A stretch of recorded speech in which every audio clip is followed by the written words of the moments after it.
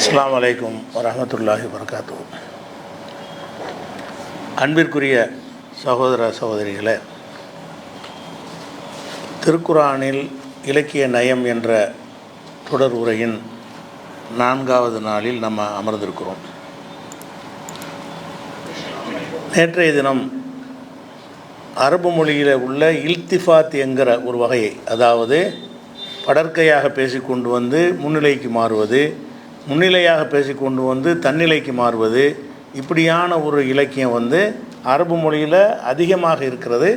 நம்ம தமிழில் ரொம்ப அரிதாக இருக்கிறது.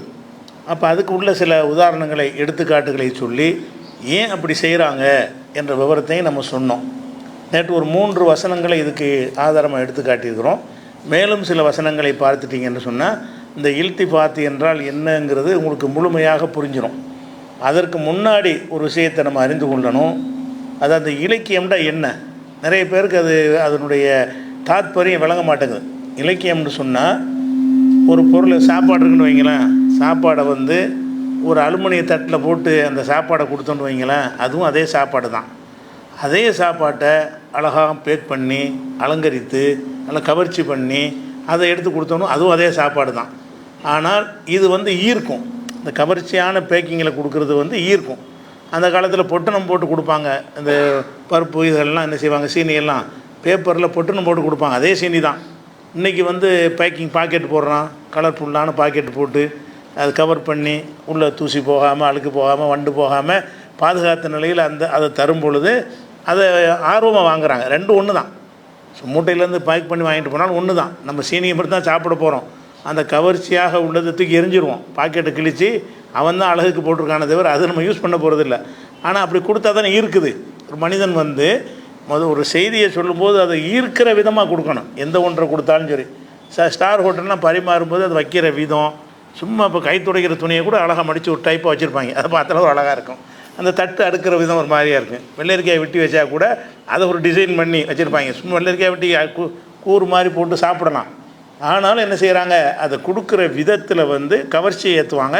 அந்த கவர்ச்சியினால் ஒரு மனசுக்கு நிறைவு வருமே தவிர பயன் அதிகம் கிடையாது. வெள்ளரிக்காய் அறுத்து குவிச்சு வச்சாலும் அதில் அழகாக அடுக்கி வச்சாலும் ஒரே பயன் தானே. அதே அவ்வளோதான் சாப்பிட போகிறோம். அதே ருச்சி தான். அதில் எந்த மாற்றம் வரப்போகிறதில்ல.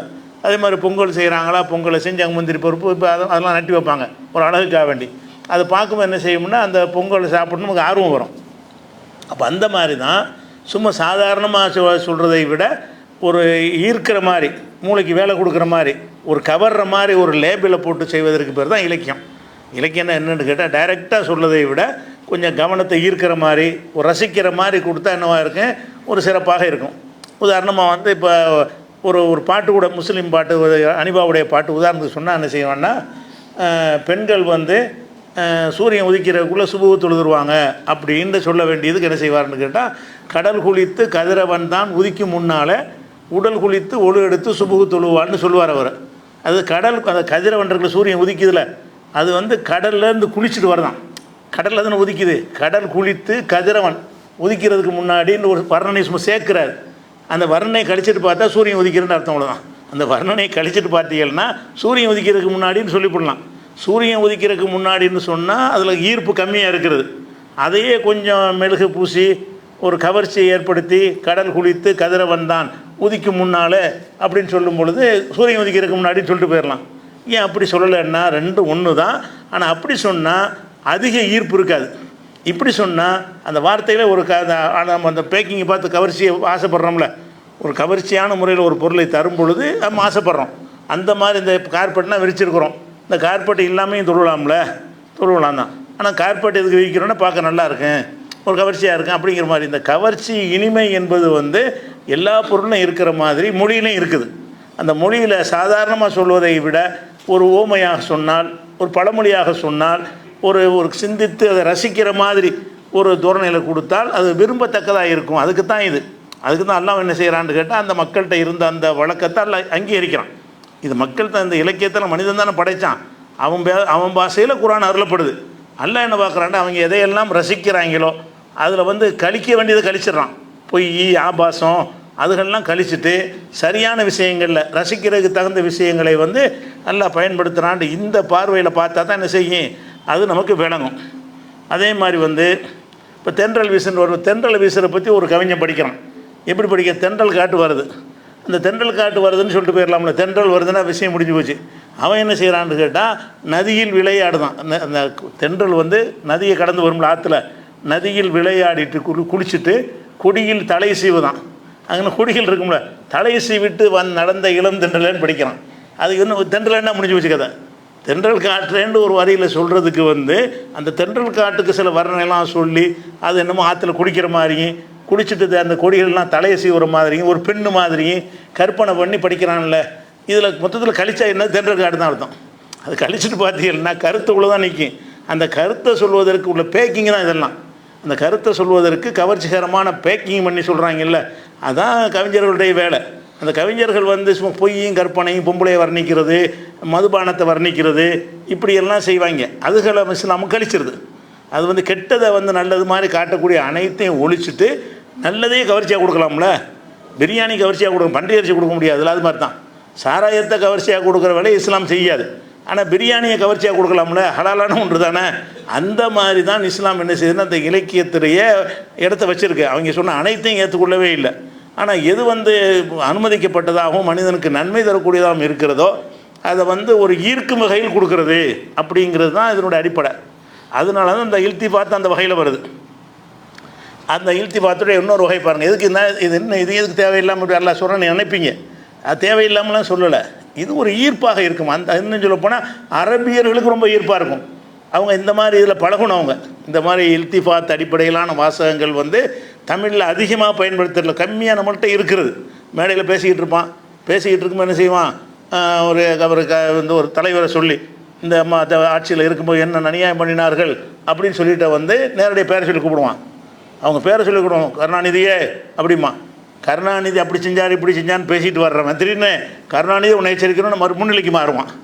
படற்கையை பேசிட்டு வந்தோம். இப்படி இருக்குதுங்கிறது பேச்சில் இருக்குது. தமிழில் கம்மியாக இருக்குது, அதிகமாக அது இல்லை. ஆனால் அரபில் அதிகமாக இருக்குது. குர்ஆனில் அந்த இருக்கிற அடிப்படையில் பயன்படுத்தியிருக்குன்னு வச்சுக்கிறீங்களேன். இப்போ அந்த மாதிரி சில உதாரணங்களை பார்த்து அடுத்தடுத்து வைக்க நிறைய சொல்ல வேண்டிய விஷயங்கள் இருக்குது. இது பல மாதங்களுக்கு உள்ள கண்டென்ட் இருக்கிறது.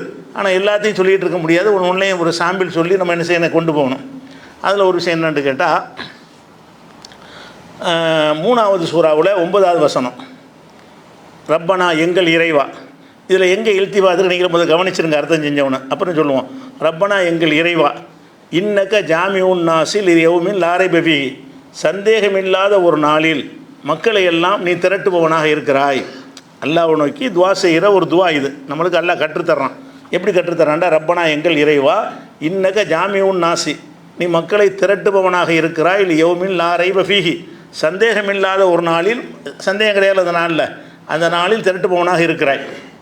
இன்னல்லாஹ லா யுஹ்லிஃபுல் மியாத், அல்லாஹ் வந்து வாக்குறுதி மீற மாட்டான். அல்லாண்டு வரணுமாங்க, நீண்டு வரணுமா? இங்கே எப்படி வரணும், அல்லாஹ் வந்து மக்களெல்லாம் ஒன்று திரட்டுவான் அப்படின்னு நீ மக்களெல்லாம் ஒன்று திரட்டுவான்னு சொல்லிட்டோம்னு சொன்னால் நீ வாக்கு மீற மாட்டேன்னு தானே சொல்லணும். எப்படி ஆரம்பிக்குதுன்னு கேட்டால், இன்னக்க நீ வந்து மக்களை ஒன்று திரட்ட போகிறாய் அப்படின்னு சொல்லிட்டு நீ வந்து வாக்கு மீற மாட்டாயின்னு தான் அதை முடிக்கணும். அந்த சென்டென்ஸை எப்படி எல்லாம் முடிக்கிறான்னு கேட்டால், அல்லாஹ்னு படற்கையாக்குறான். நீ வந்து மக்களை ஒன்று திரட்டுவாய், அல்லாஹ் வந்து வாக்கு மீற மாட்டான்னா வேறு ட்ராக் மாறுதில்லை. இப்போ நீண்டு சொன்னது அந்த அல்லாஹ் தான். அல்லான்னு சொன்னது அல்லாஹ் தான் குறிக்குது. அல்லாஹ் என்று சொல்வதும் அல்லாஹை தான் குறிக்கிறது. நீண்டு பேசுகிற மாதிரி யாரை நோக்கி பேசுகிறோம், அல்லாஹை நோக்கி தான் பேசுகிறோம். ஒரு ஆளை தான் அந்த வசனம் சொல்கிறது. ஆரம்பிக்கும் போது நீ என்று ஆரம்பிக்கிறது. அதுக்கப்புறம் அல்லாஹ் வந்து வாக்கு மீற மாட்டான்னு என்ன செய்கிறது, அல்லாட்ட பேசும்போது நீ வாக்கு மீற மாட்டான்னு நம்ம சொல்லணும். அல்லாட்ட நம்ம பேசணும், யா அல்லாஹ் நீ வந்து மக்களெல்லாம் ஒன்று திரட்டுவாய், என்ன அல்லாங்கிற வாக்கு மீற மாட்டான் அப்படின்னு அல்லாட்ட நம்ம சொல்கிறோம். அல்லாட்ட தான் பேசுகிறோம். நீ வாக்கு மீற மாட்டான்னு சொல்லாமல் நான் அல்லாஹ் வாக்கு மீற மாட்டான்னு சொல்கிற மாதிரி இந்த வசனம் இருக்குது. இது இது இதனுடைய தன்மையை பார்த்தீங்கன்னா இது இப்படி வந்திருக்கக்கூடாது. நீண்டு தானே வரணும். நீ மக்களை ஒன்று திரட்டுவாய், நீ வாக்கு மீற மாட்டாய். அது அழகாக பொருந்தது, ரெண்டுமே முன்னிலையாக இருக்குது. நீ மக்களை ஒன்று திரட்டுவாய், அல்லாஹ் வந்து வாக்கு மீற மாட்டான் அப்படின்னு சொல்லி வேற ஆளை பற்றி பேசுகிற மாதிரி தோரணையில் இருக்குது. ஆனால் இதை சிந்திச்சு பார்த்தீங்கன்னா இதில் ஒரு ரசனை இருக்குது, இதில் ஒரு இலக்கிய சுவை இருக்கிறது. அந்த சுவையை வந்து எல்லாம் ரசிப்பாங்க. அதுக்காக வேண்டி எல்லாம் என்ன செய்கிறான்னு அந்த கருத்தை வந்து சுவையோடு எப்படி சொல்கிறான்னு கேட்டால், இப்போ வந்து அல்லாங்கிற அந்த கடவுள்ன்ற ஒரு இறைவன் இருக்கிறான் இல்லையா, அவன் வந்து வாக்குறுதி மீற தன்மை இருக்கக்கூடாது இறைவன் சொன்னான். அப்போ நீ இறைவனாக இருக்கிறதுனால நீ வாக்குறுதி மீற மாட்டாய் அப்படின்னு சொல்வதாக. ஒரு முதல்வர்கிட்ட நீ கோரிக்கை வைக்கிறீங்க, முதல்வரே நீங்கள் தான் எங்களுக்கு கோரிக்கை நிறைவேற்றணும், இது முதல்வரின் கடமையும்பாங்க. உங்கள் கடமைன்னு சொல்ல மாட்டாங்க. முதல்வரே எங்களுக்கு உதவி செய்யுங்க, இது முதல்வரின் கடமைன்னு நம்ம பேசுகிறோம். இதுக்கு என்ன அர்த்தம்? முதல்வரேன்னு கூப்பிடுறோம். கூப்பிடும்போது முன்னிலை, இது முதல்வரின் கடமை அல்லது ஸ்டாலினின் கடமைன்னு நம்ம சொல்கிறோம். இது வந்து படற்கை. உங்கள் கடமைன்னு சொல்வதில்லை. ஏன்னு கேட்டால் முதல்வராக இருக்கிறதுனால இங்கே செஞ்சு தான் ஆகணும் அப்படிங்கிறத உணர்த்தும் விதமாக, முதல்வராக இருக்கிறனால நீங்கள் செய்வீங்க கண்டிப்பாக அப்படிங்கிற கருத்தையும் உள்ளடக்கிற விதமாக இருக்கிறதுனால அந்த ட்ராக்கை மாற்றி பேசுது. எப்படி நீங்கள் தான் எங்களுக்கு உதவி செய்யணும், முதல்வரை தவிர யார் உதவி செய்வா அப்படிங்கிறோம். நீங்கள் தான் உதவி செய்யணும், உங்களை தவிர யார் உதவி செய்வான்னு பேசலாம். அப்படி பேசாமல் இப்படியும் பேசுகிறோமா இல்லையா? முதல்வரை நீங்கள் தான் உதவி செய்ய வேண்டும், முதல்வரை தவிர யார் உதவி செய்வா அப்படின்னு சொல்லும்போது நீங்கள்னு ஆரம்பிக்கிறோம், முதல்வரை தவிரன்னு படற்கைக்கு மாறுறோம். முதல்வர்னு சொல்லாமல் பேரை சொல்லுங்களேன், ஸ்டாலினை தவிர கருணாநிதி தவிர யார் தான் உதவ முடியும் அப்படின்னு சொன்னோம்னு சொன்னால், அப்போ நீங்கள்னு ஆரம்பித்து அப்படி தான் போகணும். ஏன் மாறுறீங்கன்னு கேட்டால் எதுக்கு மாறுறோம்? அவரை முதல்வர்ன்ற யாவப்படுத்துகிறோம். உதவி கேட்டுவிட்டு முதல்வர்னா செய்யத்தானே செய்யணும், முதல்வருக்கு அந்த அதிகாரம் இருக்குல்ல, முதல்வருக்கு அந்த பவர் இருக்குல்ல, முதல்வர் செய்யத்தானே செய்வார் அப்படின்னு அந்த பொறுப்பையும் சேர்த்து சொல்லும் பொழுது தான் அதில் ஒரு அழுத்தம் கிடைக்கிது. அந்த மாதிரி தான் எல்லாம் என்ன செய்கிறான்னு கேட்டால், நீ மக்களை ஒன்று திரட்டுவாயின்னு ஆரம்பிக்க துவா செய்ய சொல்கிறான். இறைவா நீ மக்களை ஒன்று திரட்டுவாய், அல்லாங்கிற வாக்கு மீற மாட்டான்ல, ஒன்று திரட்டி என்னமோ தருவதாக சொல்லியிருக்கிறாய், அதெல்லாம் அடங்கி இருக்கிறது. ஒன்று திரட்டவனாக இருக்கிறாய், சொர்க்கம் தருவதாக சொல்லியிருக்கிறாய், வந்து அது சொர்க்கத்தில் என்னென்னவோ வசதிகள் எல்லாம் செய்து தருவதாக எங்களுக்கு சொல்லி இருக்கிறாய் அப்படின்னு சொல்லிட்டு அல்ல வாக்கு மீற மாட்டான்ல அப்படின்னு சொல்வதன் மூலமாக நீ இறைவனாக இருக்கிற காரணத்தினால் வேறவன் நம்ம சொல்கிற வாக்குறுதி மாதிரி இது கிடையாது அப்படின்னு சொல்வதாக இருந்தால், அந்த இடத்துல நீ வாக்கு மீற மாட்டான்னு சொல்கிறதை விட்டுட்டு அல்லாங்கிற வாக்கு மீற மாட்டான், அல்லாஹ்ங்கிற வாக்கு மீற அல்லாஹ் இருக்க முடியாது, வாக்கு மீற ஒருத்தன் வந்து இறைவனாக இருக்க முடியாது. அப்போ இறைவன் வாக்கு மீற மாட்டான்ங்கிறத அதை சொல்லி இறைவனாக நீ இருக்கிற காரணத்தினால் நீ வாக்கு மீற மாட்டாய் அப்படிங்கிற அர்த்தத்தை சொல்வதாக இருந்தால், அந்த இடத்தில் படற்கையாக சொல்வது தான் ஒரு ரசனையாக இருக்கும். நேரடியாக சொன்னாலும் அது தப்பு ஒன்றும் கிடையாது. இலக்கு அப்படி சொன்ன வாசகம் இருக்கிறது. அதை ஒரு ருசி ஏற்றி ஒரு சுவையை கூட்டி சொல்வதாக மதிப்பு கூட்டுருங்கிறாங்க. இந்த காலத்தில் மதிப்பு கூட்டி விற்கிறது, புளியங்கொட்டையை கூட மதிப்பு கூட்டி பாக்கெட் அடித்து விற்றா காசு அதிகமாக லாபத்துக்கு போகணும். சாதாரண ஒரு பொருளை கூட அந்த மதிப்பு கூட்டுதல் தான் இது. இந்த இலக்கியம் என்பது என்னது? அந்த சொற்களுடைய மதிப்பை கூட்டி சொல்வதற்கு தான் இந்த டெக்னிக்கை வந்து அந்த எல்லா மொழியிலையும் கையாளுறாங்க. எல்லாம் அந்த மொழி மனிதன் பேசல நல்லா குரானை இறக்கியிருக்கிறான், எல்லாம் கையாண்டுருக்கிறான். அப்போ இதை பார்க்குறோம். அது வந்து அப்போ நீங்கள் தான் உதவணும்னு சொல்கிறது சொல்லிவிட்டு இது முதல்வரின் கடமை இல்லையான்னு கேட்குறோம் இல்லையா? அதே மாதிரி ஸ்டைலில் தான் இது அமைஞ்சிருக்குன்னு ஒருத்தர் சிந்திச்சு பார்த்தான்னு சொன்னால் என்ன அழகாக சொல்லியிருக்கிறான். நீ தான் வந்து மக்கள்லாம் ஒன்று திரட்டுவாய், அல்லாங்கிற வாக்குறுதி மீற மாட்டேன்னு டக்குன்னு மாறுவதன் மூலமாக ஒரு கூடுதலான ஒரு கருத்து உள்ளடங்கி இருக்கிறது. ஒரு ரசிக்கத்தக்க வகையில், அதாவது பேக் பண்ணி அழகாக கவர்ச்சியான பேக்கிங்கில் அந்த கருத்தை நமக்கு தர்றான் அல்லான்னு விளங்குதா இல்லையா? இதுதான் இந்த இல்திஃபாத்துடைய ஒரு வகை. அதே மாதிரி வந்து இதே ஸ்டைலில் உள்ளதான் இன்னொரு வசனம் என்னென்னு கேட்டால், 3வது சூறாவில் 195வது வசனம். அதில் என்ன வருதுன்னு கேட்டால், ஃபஸ்தஜாபலஹும் ரப்புஹும், அவங்களுடைய இறைவன் அவர்களுக்கு பிரார்த்தனை ஏற்றுக்கொண்டான். என்ன ஏற்றுக்கொண்டான்னா, அன்னில் ஆவுதி அமல ஆமலி மின்கும், உங்களில் யாருடைய அமலையும் நான் வீணாக்க மாட்டேன். ஒரு வசனத்தில் எல்லாம் சொல்கிறான், நீங்கள் என்ன துவா செஞ்சீங்க, உங்களுடைய எந்த அமலும் கூலி இல்லாமல் நான் வீணாக்க மாட்டேன். மீன் தக்கரிமா உன்சா, ஆணாக இருந்தாலும் பெண்ணாக இருந்தாலும் நீங்கள் செய்கிற ஒவ்வொரு அமலுக்கும் என்னிடத்தில் கூலி இருக்கிறது. பாலுக்கும் பவுலின், சிலரிடமிருந்து உண்டானவர்கள், ஆண்கள்லேருந்து பெண்கள் உண்டாகிறாங்க, பெண்கள்லேருந்து ஒன்றுக்குள்ளே ஒன்றா இருக்கிறவங்க அப்படின்னு சொல்லிட்டு, பொல்லதீன ஹாஜரு ஒஹ்ருஜு பின் தியாரிஹிம், யார் ஹிஜரத்து செய்கிறார்களோ, தங்கள் நாடுகளிலிருந்து வெளியேற்றப்பட்டார்களோ, ஊதுபி சபீலி, எனது பாதையில் தொல்லைக்கு உள்ளாக்கப்பட்டார்களோ, காத்திலோ போர் செய்தார்களோ, குத்திரு கொல்லப்பட்டார்களோ, லவ் கஃபிரன் அன்ஹும் செய்யாத்தியும், அவங்களுடைய தீமைகளை நன்மையாக நான் மாற்றி விடுவேன். உலக உதுகல் என்னகும் ஜன்னாத்தின் தஜரீமின் தகத்தியல் அன்ஹார், ஆறுகள் ஓடக்கூடிய கீழே ஓடக்கூடிய சொர்க்க சோலைகளையும் அவர்களுக்கு நான் வழங்குவேன், சவாபம் நின்றில்லா அப்படின்னு சொல்லி வழங்குவேன்னு சொல்லிட்டு வந்து அல்லாஹ் முடிக்கும் எப்படி இருக்கிறான்னா, ஒல்லாஹு இந்த ஹுசனுல் சவாப், அல்லாஹ்விடத்தில் அழகான கூலி இருக்குதுன்னு முடிக்கிறான்.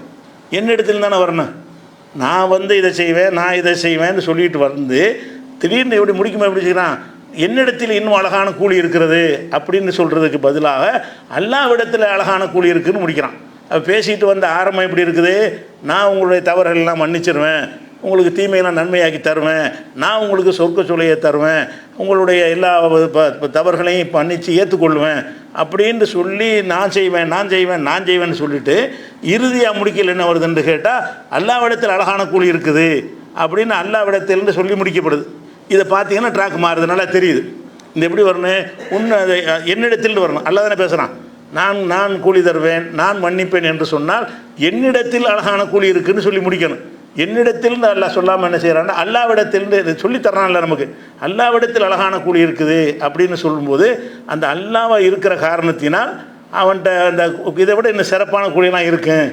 ஸோ இது அல்லாஹ்ட்ட நம்ம கேட்குறோம், இதை செய்வேன்னு அல்லாஹ் சொன்னாலும் இதை மட்டும் அல்லாஹ் செய்ய மாட்டான், அல்லாஹ்விடத்தில் இன்னும் நிறைய இருக்குன்னு சொல்கிறதையும் சேர்த்து சொல்லும் பொழுது இந்த இடத்துல நீண்டு சொல்வதில் கிடைக்காத ஒரு கூடுதல் ஒரு ரசனை கூடுதல் அர்த்தம் வந்து அல்லாஹ் என்று சொல்கிற இடத்துல கிடைச்சிருது. எப்படி முதல்ல சொன்ன மாதிரி தான், முதல்வர் உதவி செய்யணும், நீங்கள் தான் உதவி செய்யணும், அது முதல்வரின் கடமைன்னு ஒரு உதாரணம் சொல்கிறோம்ல, அந்த மாதிரி தான் இதுவும். என்னது, எல்லாத்தையும் நான் செய்ய வேண்டாம், நீ அல்லாஹ் இருக்கிற நீ செய்யத்தானே செய்வ, நீ அல்லாங்கிற இடத்துல கடவுளாக இருக்கிற காரணத்தினால உன்னிடத்துல இன்னும் அழகானதெல்லாம் இருக்கும், கொஞ்சத்தை தானே சொல்லியிருக்கிற, அல்லாஹ்விடத்தில் இதை விட அழகானதெல்லாம் இருக்குது, அல்லாவாக இருக்கிறதுனால அவன் தரக்கூடிய அவனுடைய தகுதிக்குள்ளாக தானே இருக்கும். சாதாரண ஆணுக்கு தரக்கூடியது சாதாரண தரத்தில் இருக்கும். இறைவன்கிற அந்தஸ்தில் இருக்கிற நமக்கு ஏதாவது தருவானேயானால் அது மிக உயர்ந்த ஒரு தரத்தில் இருக்குங்கிறதெல்லாம் உள்ளடக்கிற விதமாக அல்லாஹ்விடத்தில் அழகான கூலி இருக்கிறதுன்னு முடிக்கிறான். என்னிடத்தில்னு சொல்லாமல் அதை நான் மன்னிப்பேன் நான் கூலி தருவேன்ட்டு சொல்லிக்கிட்டே வந்து அல்லாஹ்விடத்தில் இன்னும் அழகான கூலி இருக்குதுன்னு சொல்லும்போது அல்லாஹ் இருக்கிற காரணத்தினால் நீ யாரை எவரை நினச்சிக்கிறா, நான் வந்து அல்லாதனால என்கிட்ட எல்லாமே இருக்கும், எல்லாமே சிறப்பாக இருக்கும் அப்படின்னு சொல்வதற்கு அல்லாஹ்ங்கிற தன்மைக்கு அந்த ஒரு தகுதி இருக்கிறது அப்படின்னு யாவப்படுத்துகிற விதமாக அல்லாஹ் என்ன செய்கிறான்னு கேட்டால் இந்த இடத்துல ஒரு ட்ராக்கை மாற்றிக்கிட்டு அதை சொல்கிறான். இதே மாதிரி தான் அப்படி. அதே மாதிரி வந்து இப்போ ஆயிஷா நாயின் மீது அவதூறு சொன்னாங்க, ரசூலுல்லாஹ்வுடைய காலத்தில் அவங்க மனைவி அவதூறு சொன்னாங்க. அதை கண்டித்து எல்லா பல வசனங்களில் பேசுகிறான். அப்படி பேசுகிற ஒரு வசனம் 24 அத்தியாயத்தில் 12வது வசனம். அதில் என்ன செய்கிறான்டா அல்லாஹ் வந்து ஒரு அடுத்தடுத்த ட்ராக் மாறுறான். எப்படி மாறுறான்னா, லவ்லா இது சமயத்துமுகு, இதனை நீங்கள் செவியுற்ற போது, எதை அவதூற ஆயிஷா நாயகி தவறாக நடந்தாங்கன்னு அவதூற பரப்புனாங்கல்ல, அதை பற்றி எல்லாம் என்ன செய்கிறான்னு கேட்டால் ஆயிஷா மேலே எந்த தவறும் இல்லைன்னு அந்த களங்கத்தை துடைத்து விட்டு மக்களுக்கு ஒரு அறிவுரை சொல்கிறான். எப்படி, லவ்லா இது சமயத்துமுகு, இதனை நீங்கள் செவியுற்ற போது, இதனை அவதூறை செவியுற்ற பொழுது லன்னல் மூமினூன உல் மூமினாத்து பி அம்புசியும் ஹைரா, மூமினான ஆண்களும் மூமினான பெண்களும் உங்கள் விஷயத்தில் நல்லெண்ணெய் வச்சுருக்க மாட்டீங்களா, நல்லெண்ணெய் வைத்திருக்க மாட்டார்களா அப்படின்னு நல்லா சொல்கிறான். இந்த இடத்துல வந்து நீங்கள் இதை செவியுற்ற போது நீங்கள் நல்லெண்ணெய் வைக்க மாட்டீர்கள் அப்படி தானே சொல்லணும். நீங்கள் இந்த அவதூறை கேள்விப்பட்ட பொழுது நீங்கள் நல்லெண்ணெய் வைக்க மாட்டீர்களா அப்படின்னு சொல்கிறதுக்கு பதிலாக மூமின்கள் நல்லெண்ணெய் வச்சுருக்க வேண்டாமா அப்படிங்கிறான்ல. நீங்கள் இதை செவியுற்ற பொழுது மூமினான ஆண்களும் மூமினான பெண்களும் நல்லெண்ணெய் வச்சுருக்கணுமே அப்படின்னு சொல்வதன் மூலமாக ஒரு மூமின் என்பவன்ட்டு அது இருக்கக்கூடாதுங்கிற சொல்கிறதுக்காக வேண்டி நீங்கள் இதை கேட்ட பொழுது நீங்கள் நல்லெண்ணெய் வைத்திருக்கக்கூடாதான்னு சொன்னால் சாதாரண அர்த்தத்தில் வருது. அது எல்லாருமே அதை நல்லெண்ணெய் வச்சுருக்கிறவங்கள இருக்க மாட்டாங்க, முனாஃபிக்கு இருந்தான். அதில் அந்த அவதூறு சொன்னதில் வந்து முனாஃபிக்குகள் இருந்தாங்க. அப்போ நீங்கள் இதை கேள்வியுற்ற பொழுது நீங்கள் நல்லெண்ணெய் வைத்திருக்கக்கூடாதான்னு கேட்டால் நல்லெண்ணெய் வைக்காதவன் இருந்தான், அதில் அவன் எப்படி வைப்பான்? அப்போ யாருக்கு தான் அந்த அறிவுரை சொல்ல வேண்டியிருக்கு? மூமின்களுக்கு தான். அதுக்கெல்லாம் என்ன செய்கிறான்னு கேட்டால் படற்கையை மாற்றுறான். நீங்கள் இதை செவியுற்ற பொழுது மூமினான ஆண்களும் பெண்களும் நல்லெண்ணெய் வைத்திருக்க வேண்டாமா அப்படின்னு சொன்னால் படற்கை மாறுது. நீங்கள் நல்லெண்ணெய் வைத்திருக்க வேண்டாமா என்று சொல்கிறதுக்கு பதிலாக அவர்கள் நல்லெண்ணெய் வைத்திருக்க வேண்டாமான்னு வருது. அதில் ஒரு சிவத்து தன்மை எல்லாம் சொல்கிறோம். மூமினான ஆண்களும் மூமினான பெண்களும்னு போடுவதன் மூலமாக ஒரு மூமின் இதெல்லாம் வரக்கூடாது. நீ மூமினா இருக்கிற காரணத்தினால், நீ மூமினா இல்லாட்டி இன்னொன்று நினச்சி தொலைச்சிட்டு போ, நீ மூமினாக இருக்கிற காரணத்தினால் எப்படி அவதூறு சொல்லலாம்? அப்போ மூமின்கிற அந்த தன்மைக்கு இந்த அவதூறு வந்து பொருத்தமற்றதுன்னு காட்டுவதற்கு அல்லாஹ் என்ன செய்கிறான்னு கேட்டால், நீங்கள் இதை கேட்ட பொழுது நீங்கள் அலட்சியம் பண்ண வேண்டாமா அப்படி கேட்காம மூமின்கள் அலட்சியம் பண்ணணுமா இல்லையா அப்படி கேட்குறது. இது அவதூறை கேள்விப்பட்ட உடனே மூமின்கள் அலட்சியம் பண்ணணுமா இல்லையா? ஆனால் ட்ராக் மாற்றி நம்மளும் பேசுகிறோம். இப்படி கேள்விப்படும் போது மூமின்கள் நல்லபடியாக முடிவெடுக்க வேண்டியதானு கேட்டால் என்ன அர்த்தம்? இது வந்து மூமின் செய்கிற வேலையை நீ செய்யலை, ஒரு மூமினாக இருந்தால் உன்னால் அவதூறு சொல்ல முடியாது அப்படிங்கிற கருத்தை விளக்குவதற்காக வேண்டி நீங்கள் ஆரம்பித்து என்ன செய்கிறோம், அவர்கள்னு மாறணும். மூமின்கள் நல்லெண்ணம் வைக்கக்கூடாதாங்கிறது படற்கை. நீங்கள் நல்ல கேள்விப்பட்ட போது முன்னிலை. அப்போ முன்னிலையில் வந்து நீங்கள் இந்த அவதூறை செவியுற்ற பொழுது மூமின்கள் நல்லெண்ணம் வைத்திருக்க வேண்டாமா? இந்த வாசகத்தை சொல்வதன் மூலமாக அல்ல என்ன சொல்கிறான்னு கேட்டால், இந்த மூமின்கிற அந்த தன்மைக்கு இது ஏற்ற செயல் இல்லை. நீங்கள் நீங்கள் நல்லெண்ணம் வைக்க வேண்டாமான்னு அதில் எந்த தன்மையும் கிடையாது. இதை கேட்ட பொழுது நீங்கள் நல்லெண்ணம் வைக்க வேண்டாமான்னு கேட்டால் அதில் ஈமானை சொல்லி அந்த மார்க் அடிப்படையில் இப்படி நடக்கணுங்கிற எந்த ஒரு கருத்தை அடங்கலை. நீங்கள் இதை கேட்ட பொழுது நீங்கள் நல்லெண்ணம் வைக்க வேண்டியதானண்டா அது பொதுவான அறிவுரையாக போயிடுது. அப்படி சொல்லாமல் நீங்கள் இதை கேட்ட பொழுது மூமின்கள் நல்லெண்ணம் வைத்திருக்க வேண்டாமா அப்படின்னு ட்ராக்கை மாற்றினோம்னு சொன்னால் அதில் ஏன் அவதூறை நம்பக்கூடாதுங்கிறது கருத்து அடங்கியிருக்குல்ல. இல்திஃபாத்துங்கிற ட்ராக்கை மாற்றினதுனால எதுக்காக வேண்டி அவதூறு சொல்ல வேணாங்கிறான்ல. மூமின் அப்படி சொல்லக்கூடாது. நீங்கள்லாம் மூமின்கள், மூமினானவர்கள் நல்லெண்ணம் வைக்கணும். அப்போ ஈமான் உள்ளவர்களாக இருக்கிறதுனால அவர்கள் நல்லெண்ணம் வைக்கணும்னு சொல்வதாக இருந்தால் அந்த இடத்துல நீங்கள் பொருந்தாது. நீங்கள் இதை செவியுற்ற பொழுது காதில் கேட்டீங்க அவதூறை, அப்போ நீங்கள் நல்லெண்ணம் வைத்திருக்க வேண்டாமான்னா அதில் எந்த ஒரு அறிவுரையும் அதில் இல்லை. இது மார்க்கத்தை சொல்லி ஒரு அறிவுரை இல்லை. பொதுவாக அவதூறு சொல்ல வேணாங்கிற அறிவுரை இருக்குது.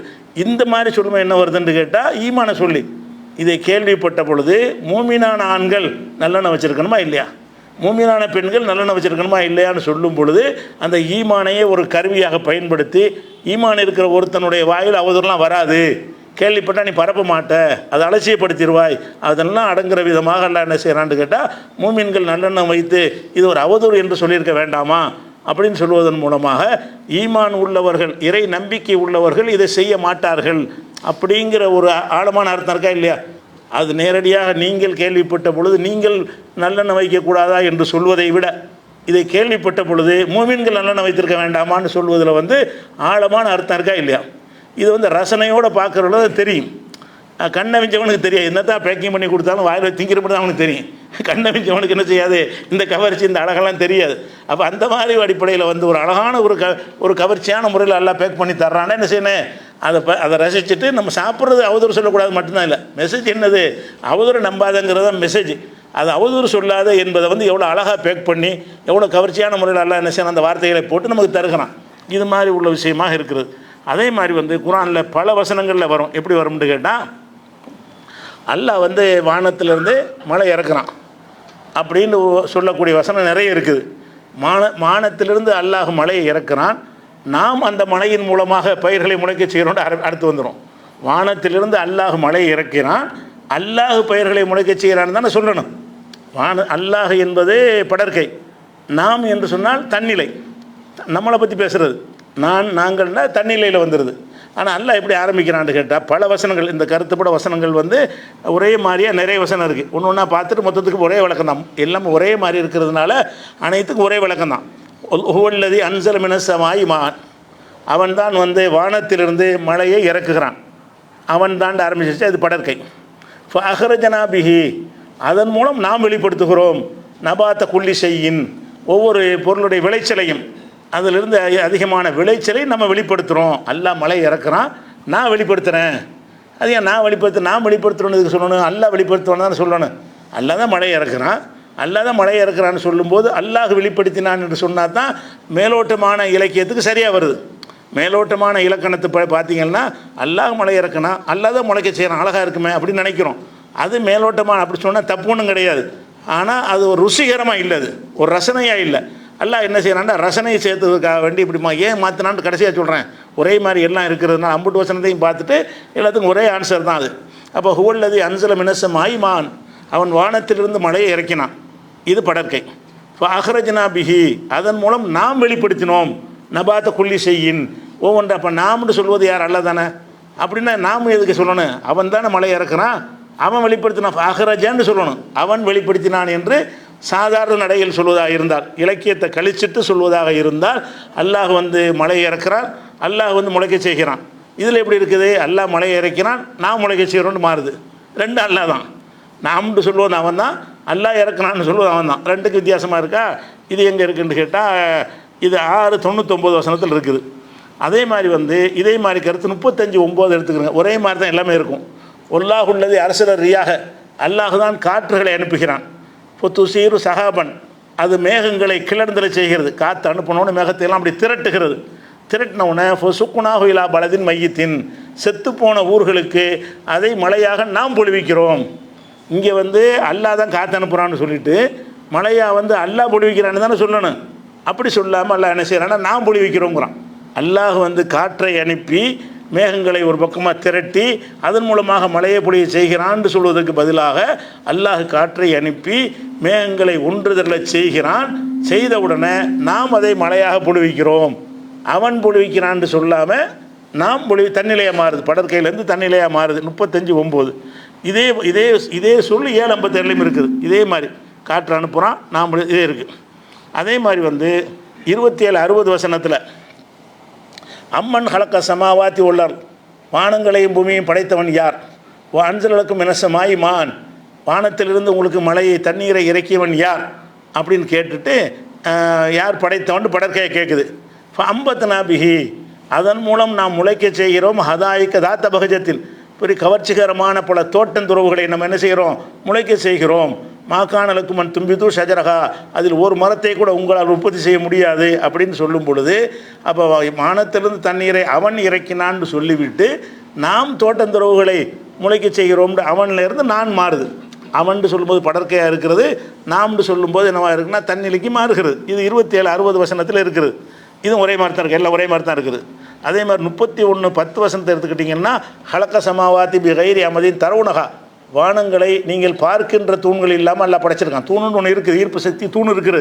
நீங்கள் பார்க்கிற தூண்கள் இல்லாமல் அல்லாஹ் படைச்சிருக்கிறான். வல்காஃபில் வந்து ரவாசிய, பூமியில் வந்து மலைகளை முளைகளாக நட்டி இருக்கிறான். அந்த தமீதபிக்கும், உங்களை அசைத்து விடாமல் இருப்பதற்காக வேண்டி பூமியில் வந்து முளைகளை ஆக்கியிருக்கிறான். பசபிகா மின்குள்ளி தாபத்தின், அதில் பல எல்லா விதமான உயிரினங்களையும் அந்த பூமியில் பரவ செய்திருக்கிறான். இதெல்லாம் படற்கையாக வந்துருச்சு. அடுத்து எல்லாம் என்ன செய்கிறான்னு கேட்டால் வன்சல்னா மினசமாய் மான், நாம வானத்து தண்ணீரை இறைக்கணுங்கிறான். அது நாம் தண்ணிலையே மாறுது. இப்படி ஒரு விஷயத்தை பார்க்குறோம். அதே மாதிரி வந்து 35:27 வசனம் எல்லாம் ஒரே மாதிரி இதுதான், எல்லாத்தையும் ஒரே கருத்தில் தான் அடங்கியிருக்கும். அது மாதிரி உள்ளதாக எடுத்து உங்களுக்கு போடுறேன். 35:27 வசனத்தில் அலம்தர் அன்னல்லாஹ் அன்சல மினசமாய் மான், அல்லாஹ் வந்து வானத்திலிருந்து மழையை இறக்கினான் என்பதை நீங்கள் சிந்திக்கவில்லையா? பாகரஜனாபிஹி சமராத்தின், அதன் மூலமாக பல கனிவிருக்கங்களை நம்ம வெளிப்படுத்துகிறோம். முக்தலிஃபன் அல்வானுகா, பலதரப்பட்ட நிறங்களில் உள்ள கனிவிருக்கங்களை நம்ம வெளிப்படுத்துகிறோம் என்று சொல்லி நாம் வெளிப்படுத்துகிறோம்னு ஆரம்பிக்குது. அது அல்லாஹ் வந்து மழை இறக்குனான், நாம் வந்து அதிலேருந்து கனிகளை உற்பத்தி செய்கிறோம் என்று தன்னிலைக்கு மாறுகிறது. அப்போ இது எல்லாத்துலேயுமே என்ன வருதுன்னு கேட்டால் இதில் ஒரு சுவையான ஒரு கற்பனை இருக்குது. என்ன கற்பனை இருக்குன்னா, அல்லாஹ் வந்து மழை இறக்குறான்ல, மழை இறக்கும்போது இதில் என்ன கற்பனைன்னு கேட்டால், மழையை இறக்குன அல்லாஹ் வந்து மழை அங்கேருந்து இறக்குறான்னு வச்சுக்கிறோங்க. மழை ஒரு இடத்துலேருந்து அவன் இறக்குறான், இறக்கி மழை வரும்போது அவனும் சேர்ந்தே இங்கே வந்துடுறான். மழையோடு சேர்ந்து அல்லாஹ் நெருக்கமாக வரான்ல, மழை இறக்குனான்னு சொல்லும் பொழுது மழையை இறக்கி உங்களுக்கு அந்த மழை வந்து சேரும் பொழுது அல்லாஹ் வந்து உங்களுக்கு நெருக்கமாகிடுறான். இங்கே எல்லாம் வந்துடுறான்ற மாதிரி ஆகிடுது. மழை இறக்குன அல்லாஹ் இங்கெல்லாம் வருவதில்லை. ஒரு இலக்கிய கற்பனைக்காக வேண்டிய இந்த நதியில் விளையாடி கொடியில் தலை சிவின்னு சொன்னால் அந்த மாதிரி கற்பனையாக பார்க்கும் பொழுது அல்லாஹ் வந்து மழையை இறக்குகிறான். இறக்குனவுன்னு மழை வந்து சேருதில்ல, மழை வந்து சேரும்போது அல்லாஹ்வுடைய அருளே வந்து சேர்றதுனால அல்லாவே அங்கே வந்துட்டாங்கிற மாதிரி அந்த கருத்து வந்த உடனே இங்கே வந்த பிறகு நான் தானே பேசினேன், இங்கே வந்துட்டான்ல அல்லாஹ், வந்துட்டதுனால என்ன செய்கிறான், நான் முளைக்க செய்கிறேன், மழை இறக்குறேன், கூடவே நானும் வர்றேன், வந்து இங்கே முளைக்க செய்கிறேன்னு சொல்லி இங்கே வந்துடுறான்னு அர்த்தமாகுது. அல்லாஹ் வந்து மழை இறக்கும்போது இங்கே இருந்து அனுப்புகிற மாதிரி இங்கே மழை வந்து சேர்ந்த உடனே அல்லாஹ் அங்கே வந்துட்ட மாதிரி, சேர்ந்த அருளோடு சேர்ந்து அவனே வந்துட்ட மாதிரி ஒரு கற்பனை பண்ணுவது வந்து ருசிகரத்துக்கு பண்ணலாம், ஒரு ரசனைக்காக பண்ணலாம். அல்லாஹ் அப்படி பண்ணினா தான் சொல்ல முடியும். இல்லாட்டி நான் அல்லாஹ் சொல்ல போகிறான். இன்னும் சொல்ல போனால் இதெல்லாம் வந்து நாண்டு யாராவது சொல்லுவோமா? அவன்ட்டு சொன்னால் நாண்டு மாறவா செய்வாங்க, தெரியாத விஷயமா? வேணும்னு தான் நல்லா செய்கிறான். இதை வந்து இப்போ இந்த வார்த்தையை தவறாக பயன்படுத்தி அப்படி சொல்ல முடியாது. வேணும்னு தான் தெரிஞ்சுக்கிட்டு இப்படி யாருமே சொல்ல மாட்டாங்க. நல்லா வேணும்னு இதை சொல்கிறான். எது சொல்கிறான்? வானத்திலிருந்து மழையை இறக்கினேன், மழை இங்கே வந்து சேர்ந்துருச்சு, சேர்ந்ததுக்கு பிறகு அவன் இறக்கினான்னு சொல்வதை விட நான் தான் முளைக்க வைக்கிறேன், அல்லாவும் சேர்ந்து இங்கே வந்துடுறான். வந்து இங்கே பூமியில் ஒன்று முளைக்க செய்கிற வேலைகள் அவன் வந்து செய்கிறாங்கிற மாதிரி நான் அவனுடைய நெருக்கத்தை அதிகரித்து காட்டுவதற்காக வேண்டி அந்த அர்த்தம் உள்ளே இருக்கும்னு சொன்னால் அந்த ஒரு ரசனையோடு இது பார்க்கும் பொழுது கவர்ச்சியாக இருக்குது. அவன் மழையை அவன் முளைக்க செய்தான்னு சொல்வதை விட நான் முளைக்க செஞ்சேன் அப்படின்னு சொல்வதில் வந்து கூடுதல் கவர்ச்சி கிடைக்கிறது. இப்படியான விஷயங்கள் இது இருக்குது உதாரணத்துக்காக வேண்டி. அதே மாதிரி வந்து 49:7 வசனத்தில் வந்து வாழமும் அறிந்து கொள்ளுங்கள் அன்னஃபீக்கும் ரசூல் அல்லா, உங்களிடத்தில் அல்லாவுடைய தூதர் இருக்கிறார், உங்கள்கிட்ட அல்லாவுடைய தூதர் இருக்கிறார் என்பதை விளங்கி ரசூல்லாவுடைய காலத்தில் சஹாபாக்கள் மத்தியில் ரசூல்லா வாழும்போது இந்த விஷயம் சொல்லுகிறது. அவன்கிட்ட ரசூல்லா இருக்க தானே செஞ்சாங்க. வாழமும் நீங்கள் அறிந்து கொள்ளுங்கள் அன்னஃபீக்கும் ரசூல் அல்லா, உங்களிடத்தில் அல்லாவுடைய தூதர் வாழ்ந்து கொண்டு இருக்கிறார். லவ் யுத்தியுக்கும் ஃபீ கசீரி மினல் அம்ரி, நீங்கள் சொல்கிறதையெல்லாம் அவர் அதிகமாக கேட்க ஆரம்பித்தார்னு சொன்னால் அனைத்தும் நீங்கள் சிரமப்படுவீங்க. அவர் நல்லது தான் உங்களுக்கு சொல்லுவார் அப்படின்னு சொல்லி லாக்கின் அல்லா ஹப்பப இலைக்கும் ஈமான், அல்லாஹ் வந்து உங்களுக்கு ஈமானை வந்து விருப்பமுள்ளதாக ஆக்கியிருக்கிறான். ஒரு செய்யனஹு ஃபீ குலூபிக்கும், ஈமானை வந்து உங்கள் உள்ளத்தில் அழகானதாக ஆக்கி காட்டியிருக்கிறான். ஓ கர்ரா இலைக்கும் குஃப்ர வல் ஃபுசூக் வல் இஸ்யான், குஃப்ரை இறை நிராகரிப்பையும் பாவத்தையும் வரம்பு மீறலையும் உங்களுக்கு வெறுப்பாக்கி வைத்து விட்டான் அல்லாஹ் அப்படின்னு சொல்லி இந்த வசனம் என்ன உங்கள்ட்ட ஆரம்பிக்குது. எப்படி ஆரம்பிக்குது? உங்கள்கிட்ட ரசூலுல்லாஹ் இருக்கிறாங்க, நீங்கள் சொல்கிறத ஒரு கேட்கணும்னு எதிர்பார்க்காதீங்க. அல்லாஹ் வந்து உங்களுக்கு ஒரு இந்த நல்ல ஈமானை வந்து விருப்பம் உள்ளதாக ஆக்கியிருக்கிறான், உங்கள் உள்ளத்தில் ஒரு அழகானதை ஆக்கி வச்சுருக்கிறான், கெட்டதெல்லாம் வெறுக்கிற மாதிரி உங்களை ஆக்கிவிட்டான். கூஃபுர்னா பிடிக்க மாட்டேங்குது, நமக்கு பாவம்னா பிடிக்க மாட்டேங்குது, பரமன்னா பிடிக்க மாட்டேங்குது, அப்படி உங்களை ஆக்கிட்டான்னு சொல்லிவிட்டு அல்லாஹ் வந்து உங்களுக்குன்னு சொல்லிவிட்டு முடிக்கும்போது எப்படி முடிக்கிறான்னா உலாய்கஹுமுர் ராஷிதூன், இவர்கள் தான் நேர்வழி பெற்றவர்கள். இவர்கள் வரணுமா நீங்கள் வரணுமா? உங்களிடத்தில் ரசூல் இருக்கிறாரு, நீங்கள் வந்து ஈமானை விரும்புகிறவங்களாக இருக்கிறீங்க, குஃப்ர் வெறுக்கிறவங்களாக இருக்கிறீங்க, உங்களுக்கு வந்து கல்புல எல்லாம் ஈமான் வந்து கவர்ச்சிகரமாக இருக்கிறது அப்படின்னு சொல்லிவிட்டு உலாய்க்க நீங்கள் தான் நேர்வழி பெற்றவர்கள்னு சொல்லணும். நீங்கள் தானே கூப்பிட்றான், அப்போ நீங்கள் தான் நேர்வழி பெற்றவர்கள்னு சொல்லும் பொழுது சொல்லாமல் உலாய்கஹுமுர் ராஷிதூன், இவர்கள் தான் நேர்வழி பெற்றவர்கள்னு இவர்கள்ங்கிற படர் கைப்பேன். நீங்கள்னு சொல்கிறது முன்னிலையாக இருந்தது, முன்னிலையிலேருந்து மாறி என்ன செய்யணும்னா உலாய்க்க இவர்கள் அவர்கள் இவன் அவன் அதெல்லாம் படற்கையாகும். அதான் நான் 3ஆம் தரப்பு ஆளை பற்றி பேசுகிற மாதிரி வந்துடும். அப்போ உலாய்கஹுமுர் ராஷிதூன், நீங்கள் நேர்வழி பெற்றவர்கள் என்று சொல்லி மேம்போக்கான இலக்கணத்தின் பிரகாரம் சொல்லணும். ஆனால் இங்கே எப்படி சொல்லப்பட்டிருக்குன்னா அவர்கள் நேர்வழி பெற்றவர்கள்னு சொல்லுது. ஏன் அப்படி சொல்லப்படுதுன்னு கேட்டால், நீங்கள் நேர்வழி பெற்றவர்கள்னு சொல்வதாக இருந்தால் அந்த ஆட்களுக்கு சொன்னதாகிரும்.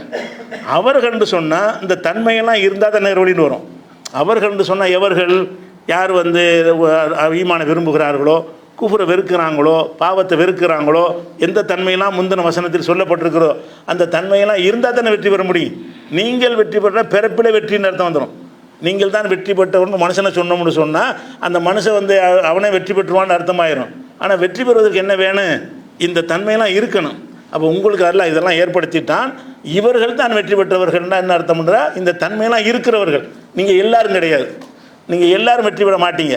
எல்லாரும் வெற்றி பெறுவதாக அந்த அர்த்தம் வந்துடும். உலாய்க்குன்னு சொல்லாமல் நீங்கள் தான் வெற்றி பெற்றவர் என்று சொன்னால் யார் உனக்கு பேசப்படுதோ அம்புட்டு பேரும் வெற்றி பெற்றவன்னு வந்துடும். ஆனால் அம்புட்டு பேர் வெற்றி பெற மாட்டாங்க. யார்கிட்ட இந்த தன்மை இருக்குதோ அவங்க தான் வெற்றி பெறுவாங்க. அதை சொல்வதற்கு அல்லாஹ் என்ன செய்கிறான்னா அவர்கள் அல்லது இவர்கள்னால் கொஞ்சம் நேரத்துக்கு முந்தைய சொன்னோம்ல, இவர்கள் யாரை பற்றி சொன்னோம்?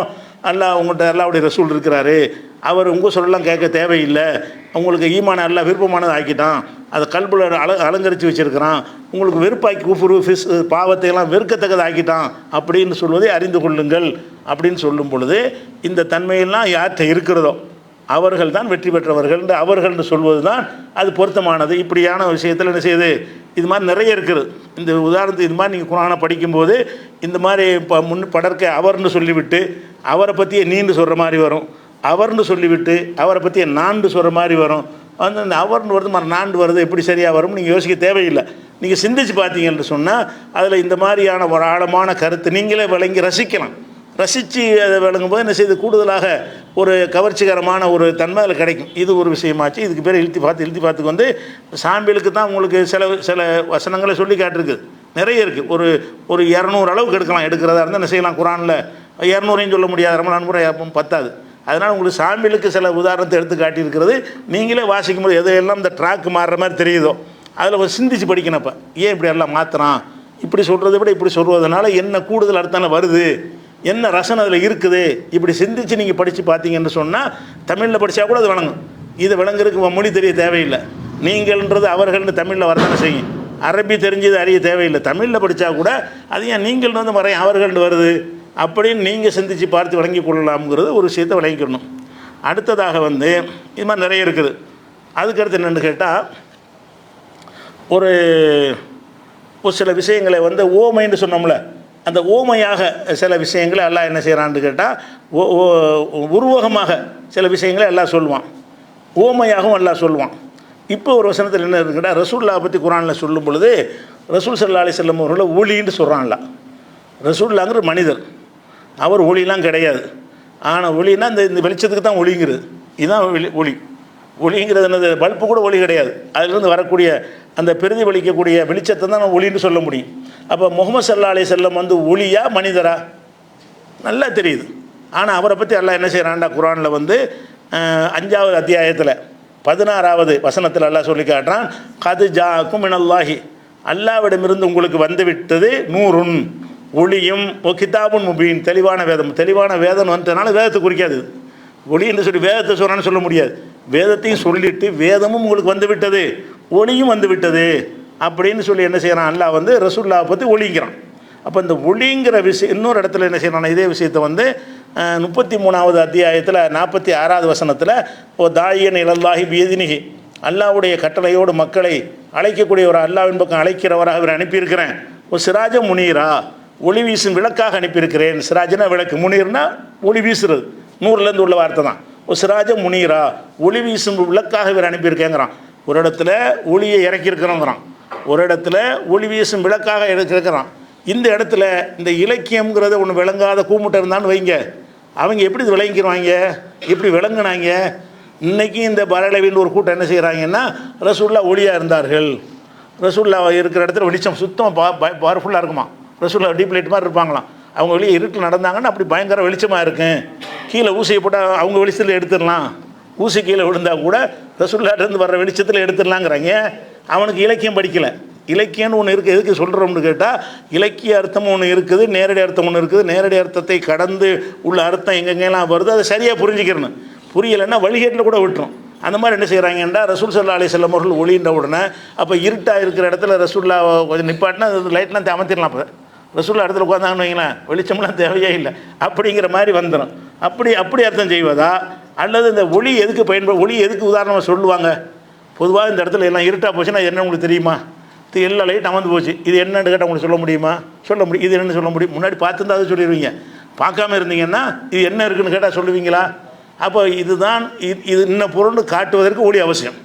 ஒரு பொருள் இன்னது என்று துல்லியமாக நீங்கள் விளங்கி கொள்வதற்கு ஒளி இல்லாட்டி முடியாது. அப்போ ஒளி இருக்கிறது இதை வந்து லேப்டாப்னு விளங்குறோம். ஒளி இல்லைன்னு சொன்னால் இதுலேருந்து வர வெளியே வச்சு கூட அதுவும் ஒளி தான். இதில் வர வெளிச்சத்தை வச்சு லேப்டாப்னு சொல்லுவீங்க. இது மூடி வச்ச லேப்டாப்பாக இருந்தால் உங்களுக்கு என்ன செய்ய முடியாது, இது என்னன்னு உங்களுக்கு தெரியாது. சரியான கும்மிருட்டாக இருக்குது. கும்மிருட்டில் என்ன மாதிரி தெரியுமா? ஒன்றும் தெரியாது. பாம்பும் தெரியாது, பதரும் தெரியாது. உங்களுக்கு ஒரு குச்சியும் அப்படி தான் தெரியும், பாம்பு அப்படி தான் தெரியும். அப்போ நம்ம ஒரு பொருளை பார்த்த உடனே பளிச்சென்று சரியானதை கண்டுபிடிக்கிறதுக்கு உள்ளதுக்கு பேர் தான் ஒளிங்கிறது. ஒளியுடைய ஒரு தன்மை என்னது? ஒளி இருந்துச்சுன்னு சொன்னால் கையாக தெரியும், காலாக தெரியும், கண்ணாக தெரியும், மனுஷன் தெரியும், யானையாக தெரியும், பூனையாக தெரியும். அதுவாக தெரியும். எது என்னவாக இருக்கிறதோ அதுவாகவே உங்களுக்கு தெரியணுமாக இருந்தால் அதற்கு அவசியம் என்னது? ஒளி அவசியம். அப்போ இந்த ஒளின்னு சொல்வதை வந்து இந்த தன்மை இருக்கிறதுனால உங்களுக்கு கெட்டது இது நல்லதுன்னு ஒருத்தர் பிரித்து காட்டுறதுக்கு வர்றாருன்னு வைங்க, அவரை ஒளின்னு சொல்லலாம். ஒளியோடு ஒப்பிடுவது, ஊமையாக்குவது, அவரே ஒளின்னு தான்லாம். ஒளியை போலன்னு சொல்லாமல் உருவகமாக்கி போடுறான்ல. முகமது வந்து அவர் 100 அர்த்தம், அவரே ஒளி. அவர் எப்படி ஒளியாவார்? உருவகப்படுத்துறது, ஒளி வடிவத்தில் அவரை ஆக்குறது. ஒளியை போலங்கிற அர்த்தம் தான் அதுக்குள்ளே அடங்கியிருக்கிறது. அடங்கி என்ன செய்யறேன்னா அவரே ஒளியாக இருக்கிறாருங்கிறோம். மனுஷன் எப்படி ஒளின்னு சொல்கிறேன்னா எதுக்கு எல்லாம் சொல்கிறான்னு கேட்டால், ஒளி என்பதில் வந்து எந்த ஒரு நல்லதையும் பிரித்து காட்டும். ஒளி இல்லைன்னா நம்ம என்ன செய்ய முடியாது, வாழவும் முடியாதுல்ல. ஒளி இருக்க போய் தானே எல்லாம் தாயும் தாரமும் எல்லாம் வித்தியாசமும் ஒளி இல்லாமல் தெரியுது. இவர் அண்ணன், இவர் தம்பி, எல்லாமே இந்த ஒளியினால தான் நம்ம எல்லாமே பிரித்து அறிகிறோம். அப்போ அண்ணனும் தெரியுது, தம்பியும் தெரியுது, பொண்டாட்டியும் தெரியுது, தாயும் தெரியுது, எதிரியும் தெரியுது, நல்லதும் தெரியுது, கெட்டதும் தெரியுது, பள்ளிவாசலும் தெரியுது, கோயிலும் தெரியுது, சாக்கடையும் தெரியுது, குளம் எல்லாம் தெரியுதுல்ல. ஒளியை கொண்டு தானே தெரியுது. அப்போ ஒளி ஒன்று இயற்கையாக ஒளியாக இருக்கணும், செயற்கையாக உண்டாக்கின ஒளியாக வச்சுருக்கணும். குறைஞ்சபட்சம் ஒன்று நல்லா தரக்கூடிய சூரிய ஒளியாக இருக்கணும், அல்லது இந்த மாதிரியான நம்மளாக உண்டாக்குன ஒளி கண்டிப்பாக தேவை. அப்போ அந்த ஒளியுடைய தன்மை என்னன்னு கேட்டால், எதனாலையெல்லாம் நமக்கு நல்லது கிடைக்கிறதோ அதையெல்லாம் ஒளின்னு சொல்லலாம். ஒளியோடு ஒப்பிடலாம். சிங்கத்தை வந்து மனுஷனுக்கு ஒப்பிடுறான்ல, ஒரு பெரிய சிங்கம்னா அந்த கரிச்சிக்குமா, பெடரி முடியெல்லாம் இருக்குமா, சிங்கம் அடித்து சாப்பிடுமா, அப்படி அர்த்தம் கிடையாது. சிங்கத்தில் இருக்கிற ஒரு தன்மை, வீரம்ங்கிற ஒரு தன்மை எடுத்துக்கொள்ளுது. அது பொய்யா சொல்லி பழவிட்டது. சிங்கம் வீரமானது கிடையாது. அது புலிதான் வீரமானது விளங்குதா. ஆனால் என்ன காட்டுக்கு ராஜா சிங்கம்னு சொல்லி பழகிட்டாங்க. அந்த காலத்தில் அறியாமை காலத்தில் சிங்கம் தான் வீரம்னு விளங்கிட்டானுவோம். விளங்கிட்டு சிங்கம் வந்து கூட்டமாக தான் போய் வேட்டையாடுறக்க போவோம். சும்மா இங்கே சொல்லுவாங்க சிங்கலாக தான் போகும்னு சொல்லி. அது சினிமா டயலாக். உண்மையில் சிங்கம் தனியாக போகாது, அது கூட்டத்தை சேர்த்துக்கிட்டு தான் போகும். அந்த மாதிரி உள்ளது சிங்கம் வீரத்துக்கு தகுதியானதே கிடையாது. புளியை கண்டு சிங்கம் ஓடி போயிடும். அந்த மாதிரி வந்து ஒன்று செத்து போனால் தான் திங்கி வேட்டையாடவும் தெரியாது. அந்த மாதிரி ஒரு பிராணியை பிடிச்சி என்ன செய்கிறாங்க, சிங்கம் வந்து வீரத்துக்கு அடையாளம்ங்கிறாங்க. ஆனால் உலகம் ஒத்துக்கிட்டதுன்னா நம்மளை சொல்லிகிட்டு இருக்கிறோம். அது ஒரு சிங்கம்னு நம்ம அந்த உள்ளே போக மாட்டோம். அந்த சிங்கத்தில் பலவீனம் அது இப்படி சொல்லிட்டு வந்துட்டாங்க, வீரத்துக்கு அடையாளம் உண்டு, நம்மளும் வச்சுக்கிறோம்னு புரிஞ்சுக்கிறோம். அப்போ ஒரு மனிதனை இப்படி சிங்கம்னு சொன்னால் நம்ம என்ன வழங்கணும், சிங்கத்திலேருந்து உள்ள அதை மட்டும் பிரித்து நீங்கள் எடுத்துக்கிறணும். சிங்கத்துடைய எல்லாத்தையும் எடுக்கக்கூடாது. இவரை சிங்கம்னு சொன்னால் எங்கே பிடரி முடி எங்கே, எங்கே அந்த கோரைப்பல் எங்கே, நாலு கால் எங்கே, அந்த நகங்கள் எங்கேன்னு கேட்போம். சிங்கம்னா அதுலேருந்து நம்ம ஃபில்டர் பண்ணி ஒன்று எடுத்துக்கிறோம். சிங்கத்திலேருந்து உள்ளது என்னது, வீரம். வீரம் இவன்ட்டு இருக்குது, அதனால சிங்கம்னு சொல்கிறேன். வீரம் இல்லை தான், எல்லாம் ஒத்துக்கிட்டு இருக்க அடிப்படையில் சிங்க வீரன்னு சொல்லும்போது வீரன்னு சொல்வதற்காக வேண்டி இவர் ஒரு சிங்கம்ங்கிறோம். அப்போ அந்த சிங்கம்னு சொல்வதில் என்ன எதுக்காக நம்ம எடுத்துக்கிறோம், ஒரே ஒரு அம்சத்தில் அதை கம்பேர் பண்ணி அந்த அம்சம் என்கிட்ட இருக்குதுங்கிற காரணத்தினால் அவனை சிங்கம்ங்கிறோம்ல. அந்த மாதிரி தான் ஒளிங்கிறோம். ஒளினா வெளிச்சம்லாம் வராது. ஒளியில் உள்ள எல்லா தன்மையும் ரசூல்லா வச்சுக்கிட்டு இது இருட்டில் பார்க்க ரசூல்லா பார்த்தா சொல்லுவாங்கன்னா சொல்ல முடியாது. உங்களுக்கு முடியாது, அவங்களுக்கு முடியாது. அப்போ ஒளிச்சம்னு சொல்லுங்க என்ன காரணம்னு கேட்டால், நல்லதையும் கெட்டதையும் பிரித்து காட்டக்கூடிய தன்மை ஒளிக்கு இருக்கிறது. அது இவர்கிட்ட இருக்குது. இந்த மனிதர்கிட்ட என்ன இருக்கிறது, நீங்கள் நல்லதுன்னு தெரியாமல் கல்லை பிடிச்சி கடவுளுங்கிறீங்க. அவர் வந்து கரெக்டாக உங்களுக்கு சொல்லித்தர்றாரு. இதுக்கு முந்தைய அவர் வரதுக்கு முந்தைய எப்படி இருந்தீங்க, நீங்களாக ஒரு கல்லை செய்கிறீங்க, அதை போய் கடவுளுங்கிறீங்க. அவர் வந்து இது கல்லுடாங்கிறாரு, இது கடவுள் இல்லைங்கிறார், பிரித்து காட்டுறாரு இல்லையா. அது ஒளி செய்கிற வேலையை தானே செய்யுது. வெளிச்சம் இருந்து கூட உனக்கு கல்லாக பார்க்க தெரியல. வெளிச்சம் இருக்குது, கல்லாக காட்டுது, நீ அதை கூட விளங்காமல் இருக்கிற. இவர் வந்து முகமது வந்து என்ன செய்கிறாரு, இது கல்லுடா, இது என்ன கடவுளுங்க சொல்லியன்று அப்படி பிரித்து காட்டுறாருல. ஒளி செய்கிற வேலை தானே. அப்போ அந்த ஒளின்னு சொல்லி ரசூல்லாவை அல்லாஹ் 2 இடத்துல சொல்லி காட்டுறான் குர்ஆனில். வந்து ஒன்று வந்து ஒளி வீசும் விளக்குங்கிறான், ஒன்று வந்து உங்களுக்கு ஒளி வந்து விட்டதுங்கிறான். ஒளி வந்ததுக்கு என்ன அர்த்தம்னு கேட்டால், இந்த ஒளி எப்படி உங்களுக்கு சரியான பாதையை காட்டுமோ அதே மாதிரி சரியான பாதையை காட்டக்கூடிய வந்து விட்டார்னு ஒரு இலக்கியமாக சொல்லப்படுதே தவிர வெளிச்சம் மட்டும் வராது. ஆனால் என்ன செய்கிறாங்கன்னு கேட்டால், ஒரு கதை எழுதி வச்சுக்கிறாங்க, ஒரு ஹதீஸ்ன்னு வேறு எழுதி வச்சுக்கிறாங்க. என்னென்னு கேட்டால், ரசூல் ஸல்லல்லாஹு அலைஹி வஸல்லம் யகுன்ல யுராலஹு தில்லுன் ஃபீ ஷம்ஸின் வலா கமரின். ரசூலுல்லாஹ் ஒளியாக இருந்த காரணம், இந்த ஒளிக்கு ஒளியிட்டு அர்த்தம் செஞ்சுக்கிட்டு, ஒளிக்கு ஒளின்னு அர்த்தம் செஞ்சுக்கிட்டு, ரசூலுல்லாஹ் மேலே சூரிய ஒளி பட்டாலும் நிழல் படாது, சந்திர ஒளி பட்டாலும் இது மேலே பட்டால் நிழல் வந்துடும். வெளிச்சத்தின் மேலே வெளிச்சத்தை அடித்தா நிழல் வருமா? இப்போ லைட்டுங்க இருக்குது, இன்னொரு லைட் அடித்தா நிழல் வருமா? லைட்டுக்கு மேலே லைட் அடித்தா வெளிச்சம் கூடுமே தவிர இருட்டு வராது, நிழல் வராது. ஆனால் வந்து என்ன செய்கிறாங்க, ரசூலுல்லாஹ் ஒளின்ட்டான்லாம், ஒளிக்கு என்ன வரக்கூடாது, நிழல் வரக்கூடாது அப்படின்னு சொல்லிட்டு ரசூலுல்லாஹ் சொன்னதாகவே ஒரு பொய்யை இட்டு கட்டியிருக்கான் ரசூலுல்லாஹ் பேரில். அதை வந்து ஒருத்தர் ஹக்கீம் திருமதின்னா அந்த திருமதி இமாம் இல்லை, ஹக்கீம் திருமதின்னு ஒரு ஆள். இவர் ஒரு அறிஞர் தான், பெரிய அந்த திருமதி மாதிரி ஒரு ஃபேமஸான ஒரு ஆத்தென்டிக்கான அறிஞர் கிடையாது. அவர் ஒரு நூலில் என்ன வச்சுக்கிறாருன்னு கேட்டால், தக்வான் என்பவர் சொன்னதாக ரசூலுல்லாஹ் வழியாக சொன்னதாக சொல்கிறாரு. லம் யகுன் யுராலஹு தில்லுன், ரசூலுல்லாஹ்வுக்கு நிழல் பார்க்கப்படாது, ஃபீ ஷம்ஸின் வலா கமரின், சூரிய வெளிச்சம் பட்டாலும் சூரிய வெளிச்சத்தில் பட்டால் நிழல் வரும்ல, சந்திரன் வெளிச்சம் பட்டால் நிழல் வரும்ல. ரசூலுல்லாஹ் மேலே இப்படி சூரிய வெளிச்சம் அடித்தாலும் வெயிலில் நடந்து போனாலும் அவங்க இருக்கிறது வேணாலும் விழுவாது. வெயில் நடந்து போனாங்கன்னு வைங்களேன், வெயிலில் வந்து சூரிய வெளிச்சம் பட்டவுடனே நீங்கள் போனால் நிழல் விழுவும்ல. ஒரு பேனாவை நட்டு வச்சாலும் நிழல் விழுவுமா இல்லையா? ஆனால் அவருக்கு நிழல் உருவாது. அதே மாதிரி ஓலா அசர் கலாய் ஹாஜத்தின், அவங்க பாத்ரூம் போனாங்கன்னா வந்து பாத்ரூம் போகணும், பூமி முழிக்குமா, அந்த இடத்த பார்த்தா ஒன்றுமே இருக்காதான். இதெல்லாம் பெருமை நினைக்கிறாங்க. ரசூலுல்லாஹ் பெருமை வந்து அவங்களுடைய குணநலன்கள், அவங்களுடைய தியாகங்கள், அதுகளை வச்சு தான் பெருமையை சொல்லணுமே தவிர இதெல்லாம் பெருமை நினச்சிக்கிட்டு என்ன செய்கிறாங்க சொல்கிறாங்க. இப்படி ஒரு செய்தி சொல்கிறாங்க. இது அறிவிக்கிற ஆள் யாருன்னுட்டு அப்துல் ரஹ்மான் ஜாஃபரானின்ற ஒரு ஆள் வழியாகத்தான் அறிவிக்கப்படுகிறது. இவர் வந்து 1ஆம் நம்பர் பொய்யர். அபூ ஜுராவிலேருந்து இப்னு மஹதியிலேருந்து சாலிஹ் ஜஸராவோட இருந்து இவன் இட்டு கட்டி பொய் சொல்கிறவன் என்று அறியப்பட்ட ஒரு ஆள் மூலமாகத்தான் இந்த செய்தி வந்து பதியப்பட்டிருக்கிறது. அதுபோக என்ன செய்கிறாங்கன்னு கேட்டால், இதை ஹக்கீம் திருமதி என்பவர் இதை போட்டிருக்கிறார். போட்டாலும் இது வந்து முழுமையாக எங்கடா இருக்குன்னு கேட்டோம்னு சொன்னால், அவர் வந்து சனதோடு அறிவிக்கிற ஒரு ஆள் கிடையாது. இது எங்கே இருந்து இருக்குன்னு கேட்டால், முசன்னஃப் அப்துல் ரஸாக்குங்கிற நூலில் இருக்கும்பாங்க. முசன்னஃப் அப்துல் ரஸாக்கு இப்படி இல்லை, பொய்யா. முசன்னஃப் அப்துல் ரஸாக் நூலில் இருக்கும்பாங்க. முசன்னஃப் அப்துல் ரஸாக்கு பூரா தேடி பார்த்தாலும் இந்த வாசனை இருக்காது. அறிவிப்பாளர் வரிசையோடு ஆத்தன்டிக்கான வரிசையோடு உள்ள நூல் தான் அப்துல் ரஸாக்குங்கிறது, அதில் கிடையாது. அதுக்கப்புறம் என்ன செஞ்சிட்டாங்கன்னு கேட்டால், இது வந்து அவர் வேற ஒரு புக்கில் இருந்தார், அந்த புக்கில் இருந்திருக்குது அப்படின்னு சொல்லி என்ன செய்கிறாங்கன்னு கேட்டால், அதுக்கு ஒரு சமாளிப்பு ஒன்று சொல்கிறாங்க. அப்படி ஒரு புக்கு அவர் எழுதவே கிடையாது. அது என்ன புக்கு சொல்கிறாங்கன்னு கேட்டால், அந்த புக்கு பேரையும் சொல்லிடுறேன்.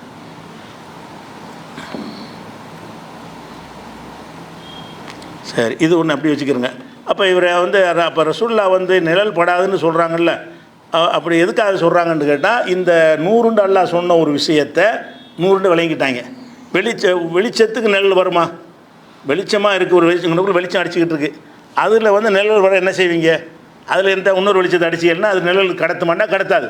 அப்போ நிழல் வர்றதா இருந்தால் வெளிச்சத்திலேருந்து வராது என்ற காரணத்தினால இப்போ ரசூல்லா ஒளின்னு சொன்னதுனால அவரை வந்து வெளிச்சம்தான் அவங்க ராத்திரியில் நடந்தாலும் வெளிச்சமாக இருக்கும். வீட்டில் உங்களுக்கு இருட்டில் சாப்பாடுங்க லைட்டு தேவையில்லை, அவங்களே உட்காந்து அந்த வெளிச்சத்தில் எல்லாம் செஞ்சுருவாங்கங்கிற மாதிரி கருத்தில் சொல்கிறாங்க. ஆனால் இதை வந்து நம்ம தேடி பார்த்தோம்னு சொன்னால் ரசூல்லாவுக்கு வந்து வெளிச்சம் இல்லைங்கிறதுக்கு ஆதாரம் இருக்குது. இங்கே சொல்கிறதுக்கு மாற்றமாக ரசூல்லா வந்து ஒளியாக இருந்தார்கள்னு சொல்கிறாங்கல்ல, அதை மறுக்கக்கூடிய ஆதாரங்கள் நிறைய ஆத்தன்டிக்கான செய்திகள் இருக்குது. புகாரில் 382வது ஹதீஸில் இருக்கிறது. ஆயிஷா நாயகி அறிவிக்கிறாங்க, நான் ரசூல் ஸல்லல்லாஹு அலைஹி வஸல்லம் அவர்களுக்கு முன்னாடி ஒரு ஜனாசாவை போல் குறுக்கப்படுத்திருப்பேன். ரசூல்லா வந்து தொழுவும் போது ஆயிஷா நாயகி குறுக்கப்படுத்திருப்பாங்க, கால் நீட்டி படுத்திருப்பாங்க. அப்போ செய்யும் சின்ன இடம். அப்போ ரசூல்லா சஜிதாவுக்கு வரும் பொழுது அவங்க நெத்தியை வந்து இவங்க காலில் தான் வைக்கணும், அவ்வளோதான் இடம் இருக்குது. காலை நீட்டி படுத்துருக்குறாங்க.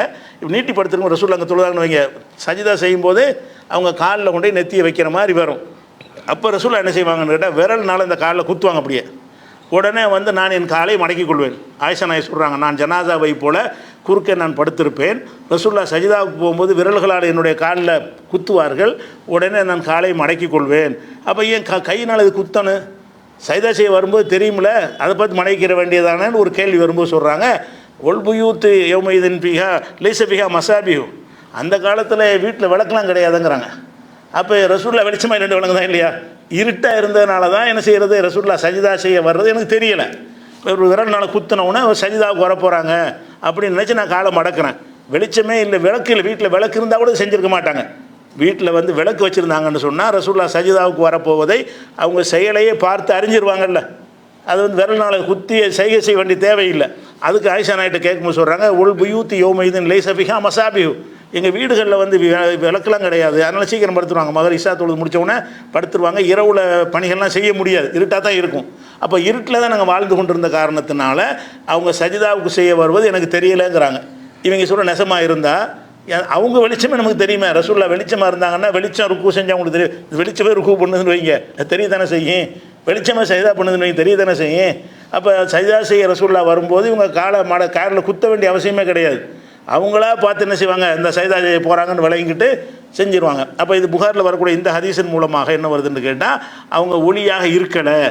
இந்த ஒளியை அந்த வசனத்துக்கு என்ன அர்த்தம் கொடுக்கணுங்கிறதுக்கு வந்து இந்த இலக்கியம் தெரியாததுனால என்ன வழிகேடு வருதுன்னு பாங்க. இலக்கியமாகவும் குரானில் சிலது இருக்குன்னு ஒருத்தன் விளங்கலை என்று சொன்னால் குஃபுர்லையும் சிறுக்கலையும் வழிகேட்லையும் போயிடுவானுவோம். அப்போ இலக்கியத்தை இலக்கியமாக புரிஞ்சிக்கிறன்னு, நேரான அர்த்தத்தை நேரான அர்த்தமாக புரிஞ்சிக்கிறணும் அப்படிங்கிறதுக்காக தான் இது சொல்கிறோம். அதே மாதிரி வந்து ஆயிஷா நாயகி சொல்கிறாங்க, இது முஸ்லீமில் வரக்கூடிய ஒரு ஹதீஸ். ராத்திரி படுத்து கிடக்கிறாங்க ஆயிஷா நாயகி ரசூல்லாவும் வீட்டில் ஒன்றா படுத்துருக்காங்க. திடீர்னு ஆயிஷா நாயகி முழிக்கிறாங்க. முழிச்சு பார்த்தா பக்கத்தில் ரசூல்லாவை காணோம். ஒரு படுக்கையில் கணவன் மனை ஒன்றா தானே படுத்திருப்பாங்க. தடை பார்க்குறாங்க, தடவி தான் பார்க்குறாங்கிறாங்க. அதுவும் ஏன்னு கேட்டால் வெளிச்சம் இல்லை, வெளிச்சம் இல்லாதனால தடவி பார்க்குறேன், ரசூல்லா இல்லை. அப்படியே நகண்டுக்கிட்டே போய் பார்க்குறாங்க. ரசூல் ஸல்லல்லாஹு அலைஹி வஸல்லம் சஜிதாவில் இருந்து பாதங்களை இப்படி நட்டி வைத்து சஜிதாவில் இருக்காங்கல்ல, என் கால் வந்து என் கை வந்து அவங்களுடைய காலில் பட்டவுன்னு தான் ரசூல்லா வந்து இங்கே தான் இருக்கிறாங்க, எங்கேயும் போயிடல, கொஞ்சம் விலகி போய் சஜிதா செஞ்சுட்டு இருக்கிறாங்கன்னு விலகிக்கிட்டாங்க. அப்போ இது எதுக்கு முடி தடவிலாம் பார்க்கணும், வெளிச்சமாக இருந்தால் பளிச்சுன்னு தெரியுமே. முடிச்சு பார்த்தவொடனே அவங்க சஜிதா செய்கிறது அவங்களுக்கு தெரியுமே, வெளிச்சமாக இருந்தால் தடவி பார்த்தா கண்டுபிடிச்சேங்கிறாங்க. ரசூல் ஸல்லல்லாஹு அலைஹி வஸல்லம் சஜிதாவில் இருந்து கொண்டு ஃபரவகத்தி எதி அலா பத்னி கதவை, எனது கைகள் வந்து ரசூல்லாவுடைய பாதங்களில் பட்டது. ஓஹோபில் மஸ்ஜிதில் பள்ளிவாசலில் போய் என்ன செய்கிறாங்க, தொழுதுட்டு இருக்கிறாங்க. வீட்டிலேருந்து கதவை திறந்தா பள்ளிவாசல், வீட்டில் நெருக்கடியாக இருக்குன்னு பள்ளிவாசல் போய் தொழுகிறாங்க. தொழுவி சஜிதாவில் இருந்து கொண்டு ஒரு துவாவும் செஞ்சுக்கிட்டு இருக்கிறாங்க. அல்லாஹும் அவுது பிர் இலாக்கமின் சகத்திக்க அப்படின்னு ஒரு பெரிய துவா ஓதியவர்கள் சஜிதாவில் இருந்து துவா செய்தவர்களாக இருக்கிறாங்க. ஆயிஷா நாயகி வந்து பள்ளிவாசலில் இருக்கிற ரசூல்லாவை வந்து பார்த்து அறியலை, தடவி பார்த்து அறிகிறாங்க. கண்களால் பார்த்து அறியவில்லை. ஏன் கண்களால் பார்த்து அறியலை? வெளிச்சம் இல்லை. வெளிச்சம் இருந்தால் கண்களால் பார்த்துருப்பாங்க. லைட்டும் இல்லை, ரசூல்லாவும் லைட்டாக இருக்கவில்லை. அவங்கள சுற்றியும் வெளிச்சம் இருக்கவில்லை, அவங்களே வெளிச்சமாக இருக்காங்கிற. அப்படி இருந்தால் இது தேவையில்லையே. அப்போ ஆயிஷா அவங்க மனைவி சொல்கிறாங்க வெளிச்சமாக இல்லைன்னு, இருட்டுனால தடவி பார்த்தா கண்டுபிடிச்சேங்கிறாங்க. இவங்க சொல்கிறாங்க ரசூல்லா வந்து நடந்தால வெளிச்சமாக இருக்கும், பிரகாசமாக இருக்கும் அப்படிங்கிற மாதிரி. அதான் மனிதத்தன்மைக்கு அப்பாற்பட்டவரை ஆக்கி கடவுளாக்குற பிளானுக்கு தான் இது. எதுக்கு இது செய்கிறாங்க?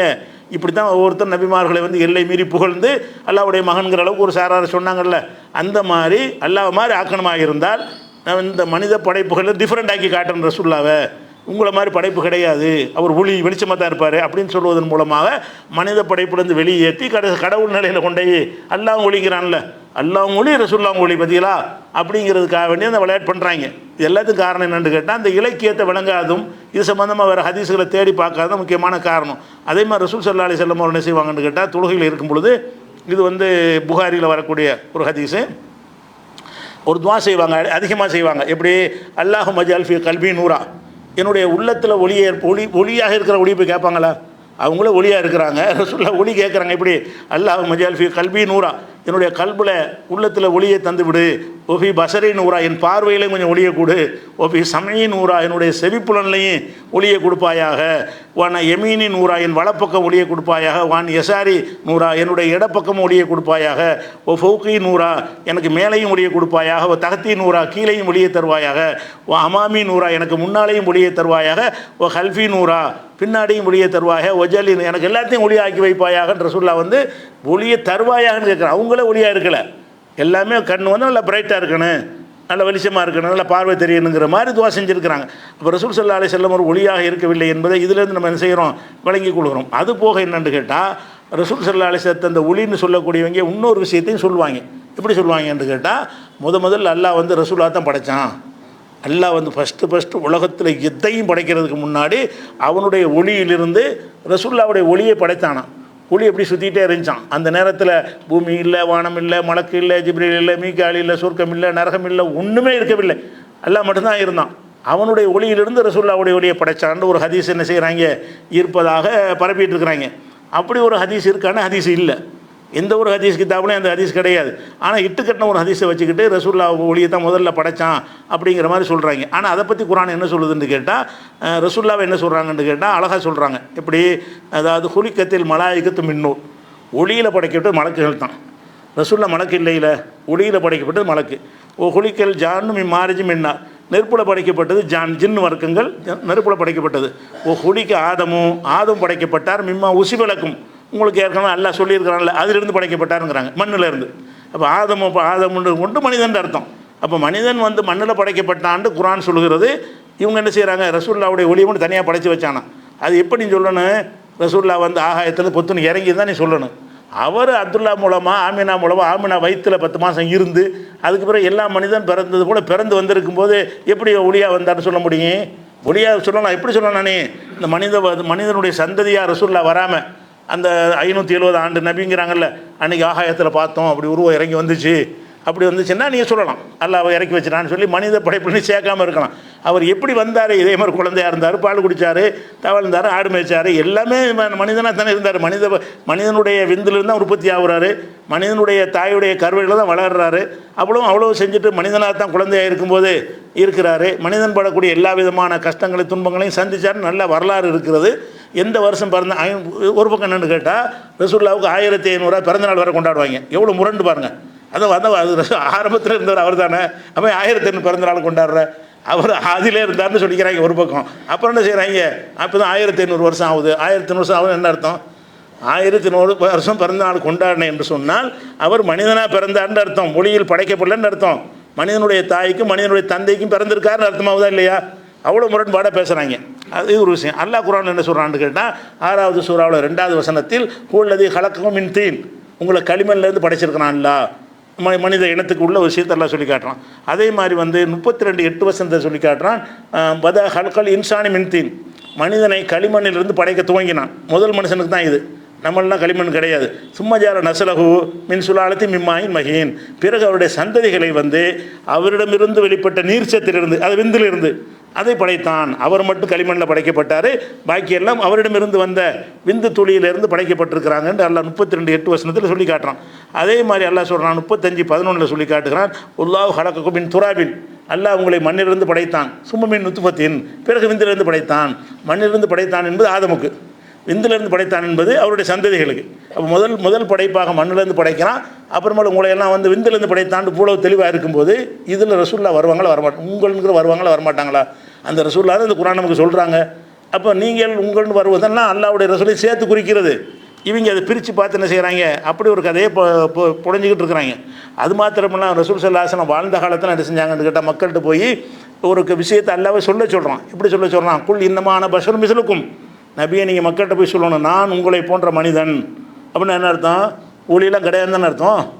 உங்களை போன்ற மனிதன் என்ற வகி வர்றதை தவிர அப்படி அழகாக சொல்லப்படுது. எப்படி? குல் இன்னமான பஷர் மிஸ்லுக்கும் யூஹா இலைய, நான் உங்களை போன்ற மனிதன், ஏன்னா எனக்கு வகி வருது. இது டிஃப்ரெண்ட்டாக தான். உங்களுக்கு எனக்குள்ள வித்தியாசம் என்னன்னு கேட்டால், இறைவன்ட்டு செய்தி உங்களுக்கு வராது, எனக்கு வரும். மற்றவரை நீ மனுஷன், நான் மனுஷன் தான் அப்படின்னு நபியை நிமி சொல்லிடு மக்கள்கிட்ட. உன்னை கடவுள் ஆக்கிடுவாங்கன்னு இவ்வளோ எச்சரிக்கை பண்ண பிறகு ஆக்கிட்டானுல. இவ்வளோ எச்சரிக்கை பண்ண பிறகு ரசூலுல்லாஹ் வெளியே வெயில் படாது நிழல் படாதுன்னு கட்டுக்கதை அவிழ்த்து விட்றாங்களே.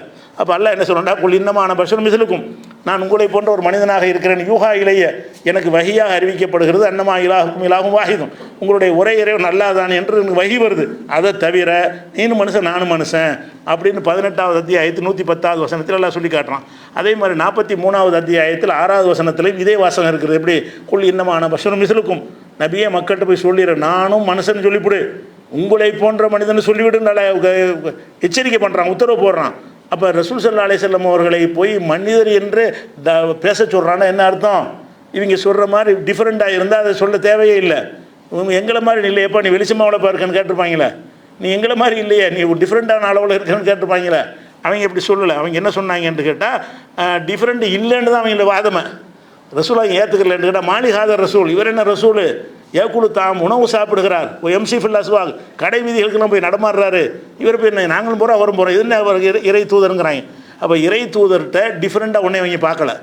என்ன பார்க்குறாங்க? நம்மளும் சாப்பிட்றோம் அவரும் சாப்பிட்றாரு, நம்மளும் சம்பாதிக்க போகிறோம் இவர் சம்பாதிக்க போகிறாரு, நம்மளும் கல்யாணம் பண்ணுறோம் அவர் கல்யாணம் பண்ணியிருக்காரு, நமக்கும் புள்ள குட்டி இருக்குது அவருக்கும் புள்ள குட்டி, என்னப்பா ரசூலுங்கிறாங்க. அப்படி சொன்னாங்கன்ற நல்லா சொல்கிறான். 25:7 வசனத்தில் நல்லா சொல்கிறான், மாலிகாதர் ரசூல், இவர் என்ன தூதர்? ஏக்குழு தாம, உணவு சாப்பிடுகிறார். எம்சி ஃபில் அஸ்வாக், கடை வீதிகள் நடமாடுகிறார். என்னவா ரசூல்? இப்போ இதெல்லாம் இருக்கக்கூடாதுங்கிறான். அப்போ நபி ஸல்லல்லாஹு அலைஹி வஸல்லம் அவர்கள் டிஃப்ரெண்ட்டாக இருக்கவே இல்லை, மனிதராக தான் இருந்தார்கள்னா இப்போ ஒளிக்கு என்ன அர்த்தம்? அல்லாஹ் ஒளியை இறக்கியிருக்கிறோம், ஒளி வந்து விட்டதுன்னு இந்த வசனத்தை சொல்கிறான்ல. இந்த 2 வசனங்களில் ஒளின்னு சொல்வதுக்கு அர்த்தம் என்னன்னு கேட்டால், வெளிச்சம் தரக்கூடியவர்களாக இருக்கலை, அந்த அர்த்தம் கிடையாது. மண்ணாக தான் இருந்தாங்க, மண்ணில் படைக்கப்பட்ட மனுஷனாக தான் இருந்தாங்க, எல்லா மனுஷனையும் போல தான் இருந்தாங்க. படைப்புங்கிற வகையில் அவங்களுக்கு எந்த ஒரு டிஃப்ரெண்ட்டான ஒரு விஷயமும் இருக்கலை. 1-2 சில தன்மைகள் இருந்துச்சு. அந்த பசி விஷயத்துக்குன்னா விஷால் நோம்பலாம் வைப்பாங்கள்ல, அது மாதிரி சில விஷயங்கள் எது சொல்லப்பட்டுச்சு அதை எடுத்துக்கிற வேண்டியது. அதை கழிச்சிட்டு நீங்கள் பார்த்தீங்கன்னா ரசூல் ஸல்லல்லாஹு அலைஹி வஸல்லம் அவர்கள் முற்றிலும் மனிதராக இருந்தார்களே தவிர வெளிச்சம் தரக்கூடிய ஒளியாக அவங்க என்ன செய்யலை, இருந்ததே கிடையாது என்பதை நம்ம பார்த்துட்டோம். அதே மாதிரி இந்த மாதிரியான விஷயங்களுக்கு அப்புறம் இது ஒளியாச்சா. அடுத்து என்ன செய்கிறான்னு கேட்டால், என்னை முதல்ல அல்லாஹ் படைச்சது ஒளிதான்னு சொல்கிறாங்கல்ல, இந்த செய்தியை நிறைய அறிஞர்கள் இது சனதே இல்லாத செய்தி, இது கட்டுக்கதை, இது பொய் அப்படின்னு சொல்லி சுயத்தி போன்றவர்கள்லாம் என்ன செய்கிறாங்க, சுயத்திலாம் சில விஷயங்களை இந்த மாதிரி விஷயங்களை ஆதரிக்கிறவரால் அவரே சொல்கிறார், ஓ ஹதீஸுன் மௌதுன், இது அப்பட்டமாக இட்டுக்கட்டப்பட்ட ஒரு செய்தி, லைஸலஹு இஸ்னாதுன் யுத்தமது அலைஹி, இதை ஏற்றுக்கொள்ளக்கூடிய ஒரு சனதுமே இது கிடையாது, அறிவிப்பாளர் வரிசையே கிடையாது. முதல்ல அல்லாஹ் படைச்ச ரசூலுல்லாஹ்வுடைய ஒளிங்கிறான் உள்ள. முதல்ல அல்லாஹ்வுடைய ஒளி, அல்லாஹ் படைச்ச சூரியனை படைக்க முந்தி, சந்திரனை படைக்க முந்தி, மலக்க படைக்க முந்தி முதல்ல அல்லாஹ் படைச்ச ரசூலுல்லாஹ்வுடைய ஒளின்னு சொல்கிறாங்கல்ல, அந்த செய்தியை அது மாதிரி செய்தியில் ஆதரிக்கக்கூடிய சுயுத்தி என்பவர் என்ன செய்கிறாருன்னு கேட்டால், லைஸலஹு இஸ்னாதுன் யுத்தமது அலைஹி, இது ஏற்கத்தக்க ஒரு சனதே கிடையாது, அறிவிப்பாளர் தொடரே கிடையாதுங்கிறார். ஓ ஹதீஸுன் மௌதுன், அதை இட்டுக்கட்டப்பட்ட ஒரு செய்தி அப்படின்னு சொல்லக்கூடிய ஒரு செய்தியை பார்க்குறோம். அதே மாதிரி இந்த செய்தியை தான் ஜன்னத்துல் ஹுல்துங்கிற கிதாபில் இருக்குன்னு ஒருத்தன் எழுதி வச்சுருக்கான். எங்கடா இருக்குன்னு கேட்டோம்னா, ஜன்னத்துல் ஹுல்துன்னு ஒரு கிதாப் இருக்கிறது, அது அப்துல் ரஸாக்குடைய புக்கு, அதில் இருக்குன்னு சொல்லி எழுதி வச்சுக்கிறாங்க. யார்? இந்த பரேலவியுடைய தலைவர். அப்போ தேடி பார்த்தா ஜன்னத்துல் ஹுல்து கிதாபே கிடையாது உலகத்தில். ஜன்னத்துல் ஹுல்துங்கிற பேரில் அப்துல் ரஸாக் என்பவருக்கு ஒரு கிதாபுமே கிடையாது. சும்மாச்சும் எங்கடா இருக்குன்னு பரப்பி விட்டாங்க. எங்கடா இருக்குன்னு கேட்டால் ஜன்னத்துல் ஹுல்து போய் பாருங்கிறாங்க. எங்கடா அந்த கிதாபு, யார் எழுதுனா? அப்துல் ரஸாக் எழுதினார், காட்டு. அப்துல் ரஸாக்குடைய நூல் அனைத்துக்கும் ஆதாரங்கள் இருக்குது, அனைத்தும் பாதுகாக்கப்பட்டிருக்கிறது, எழுத்து வடிவத்தில் பாதுகாக்கப்பட்டு இருந்தால் தானே நீனு சொல்ல முடியும். பாதுகாக்கப்படவே யார்ட்டையும் கிடைக்கலன்னா உனக்கும் தெரிய வாய்ப்பு இல்லை. அப்போ ஒரு கித்தாபுலேருந்து எடுப்பதாக இருந்தால் அந்த கித்தாபு நீ காட்டணும். அப்படி ஒரு கித்தாபு இல்லை. அதனால் இது ஒரு விஷயத்தை பார்க்குறோம். அது மாதிரி என்னென்னு கேட்டால், ஆதிலேயே ஆரம்பத்தில் படைச்சிட்டான்னா எல்லாம் என்ன செய்கிறான்னு கேட்டால், வஜதக லால்லன், நீ வழி தவறியராக இருந்தாய், ஃபஹதா, உனக்கு நேர்வழி காட்டினான்னு எல்லாம் சொல்கிறான். 40 வயசுல நேர்வழியே வருது. ஆதிலே படைச்சிட்டா நேர்வழி வர வேண்டிய தேவையில்லையே. ஆரம்பத்தில் ஒளியிலேருந்து படைச்சிட்டோம்னு சொன்னால் நபிங்கிறது விளங்கியவர்களாக இருந்திருப்பார்கள். அல்லாஹ் என்ன செய்கிறான்? ரசூலுல்லாஹ் பற்றி சொல்லும்போது ஒல்லுஹா உள்ளைலிங்கிற அந்த சூறாவுடைய கடைசி வசனம், இப்போ வஜதக லால்லன், உன்னை வழி தவறியவராக இருக்க கண்டு ஃபஹதா உனக்கெல்லாம் நேரடி காட்டினான். 40 வயசு வரைக்கும் நீ வழி தவறி இருந்தாய், உனக்கு ஈமான்டா என்ன நான் தான் சொல்லி தந்தேன். ஏற்கனவே ஒரு வசனம் சொன்னோம்ல, ரசூலுல்லாஹ் எழுத படிக்க தெரியாதுன்னு, அதில் கூட வருவோமா குந்த ததிரி மல் கிதாபுல் ஈமான், நபியே நீ வந்து கிதாபுண்டா என்ன உனக்கு தெரியாது, ஈமான்டா உனக்கு என்னென்னு தெரியாது, இந்த நான் வஹி மூலமாக நான் தான் உனக்கு சொல்லித்தர்றேன் அப்படின்னு அல்லாஹ் சொல்லி காட்டுறான். அதனால் வந்து நபி ஸல்லல்லாஹு அலைஹி வஸல்லம் அவர்கள் ஒளியாக இருந்தார்கள், முன்னாடி அதான் படைக்கப்பட்டார்கள். இந்த மாதிரி கட்டுக்கதைகளுக்கெல்லாம் காரணம் என்னென்னு கேட்டால், இப்படி இலக்கியம் விளங்கல. உங்களுக்கு பேசிக் என்னது, 100 வந்து 100 ஆகிறேன், 100 வருது, அவர் 100 இல்லையே, மனித பிறப்பு தானே, அப்போ என்ன அர்த்தம் கொடுக்குறது, அப்போ 100 எதுக்கெல்லாம் பயன்படுத்துவாங்கன்னு சிந்திச்சு பார்த்தா அவன் சொல்ல மாட்டான். அப்போ இது ஒரு விஷயம். இது மாதிரி எதுக்கெல்லாம் 100 பயன்படுத்தியிருக்கிறான், அந்த மாதிரி விஷயங்கள் இருக்குது. இன்ஷா அல்லாஹ் நம்ம அடுத்தடுத்த நாட்களில் பார்க்கலாம். அஸ்ஸலாமு அலைக்கும்.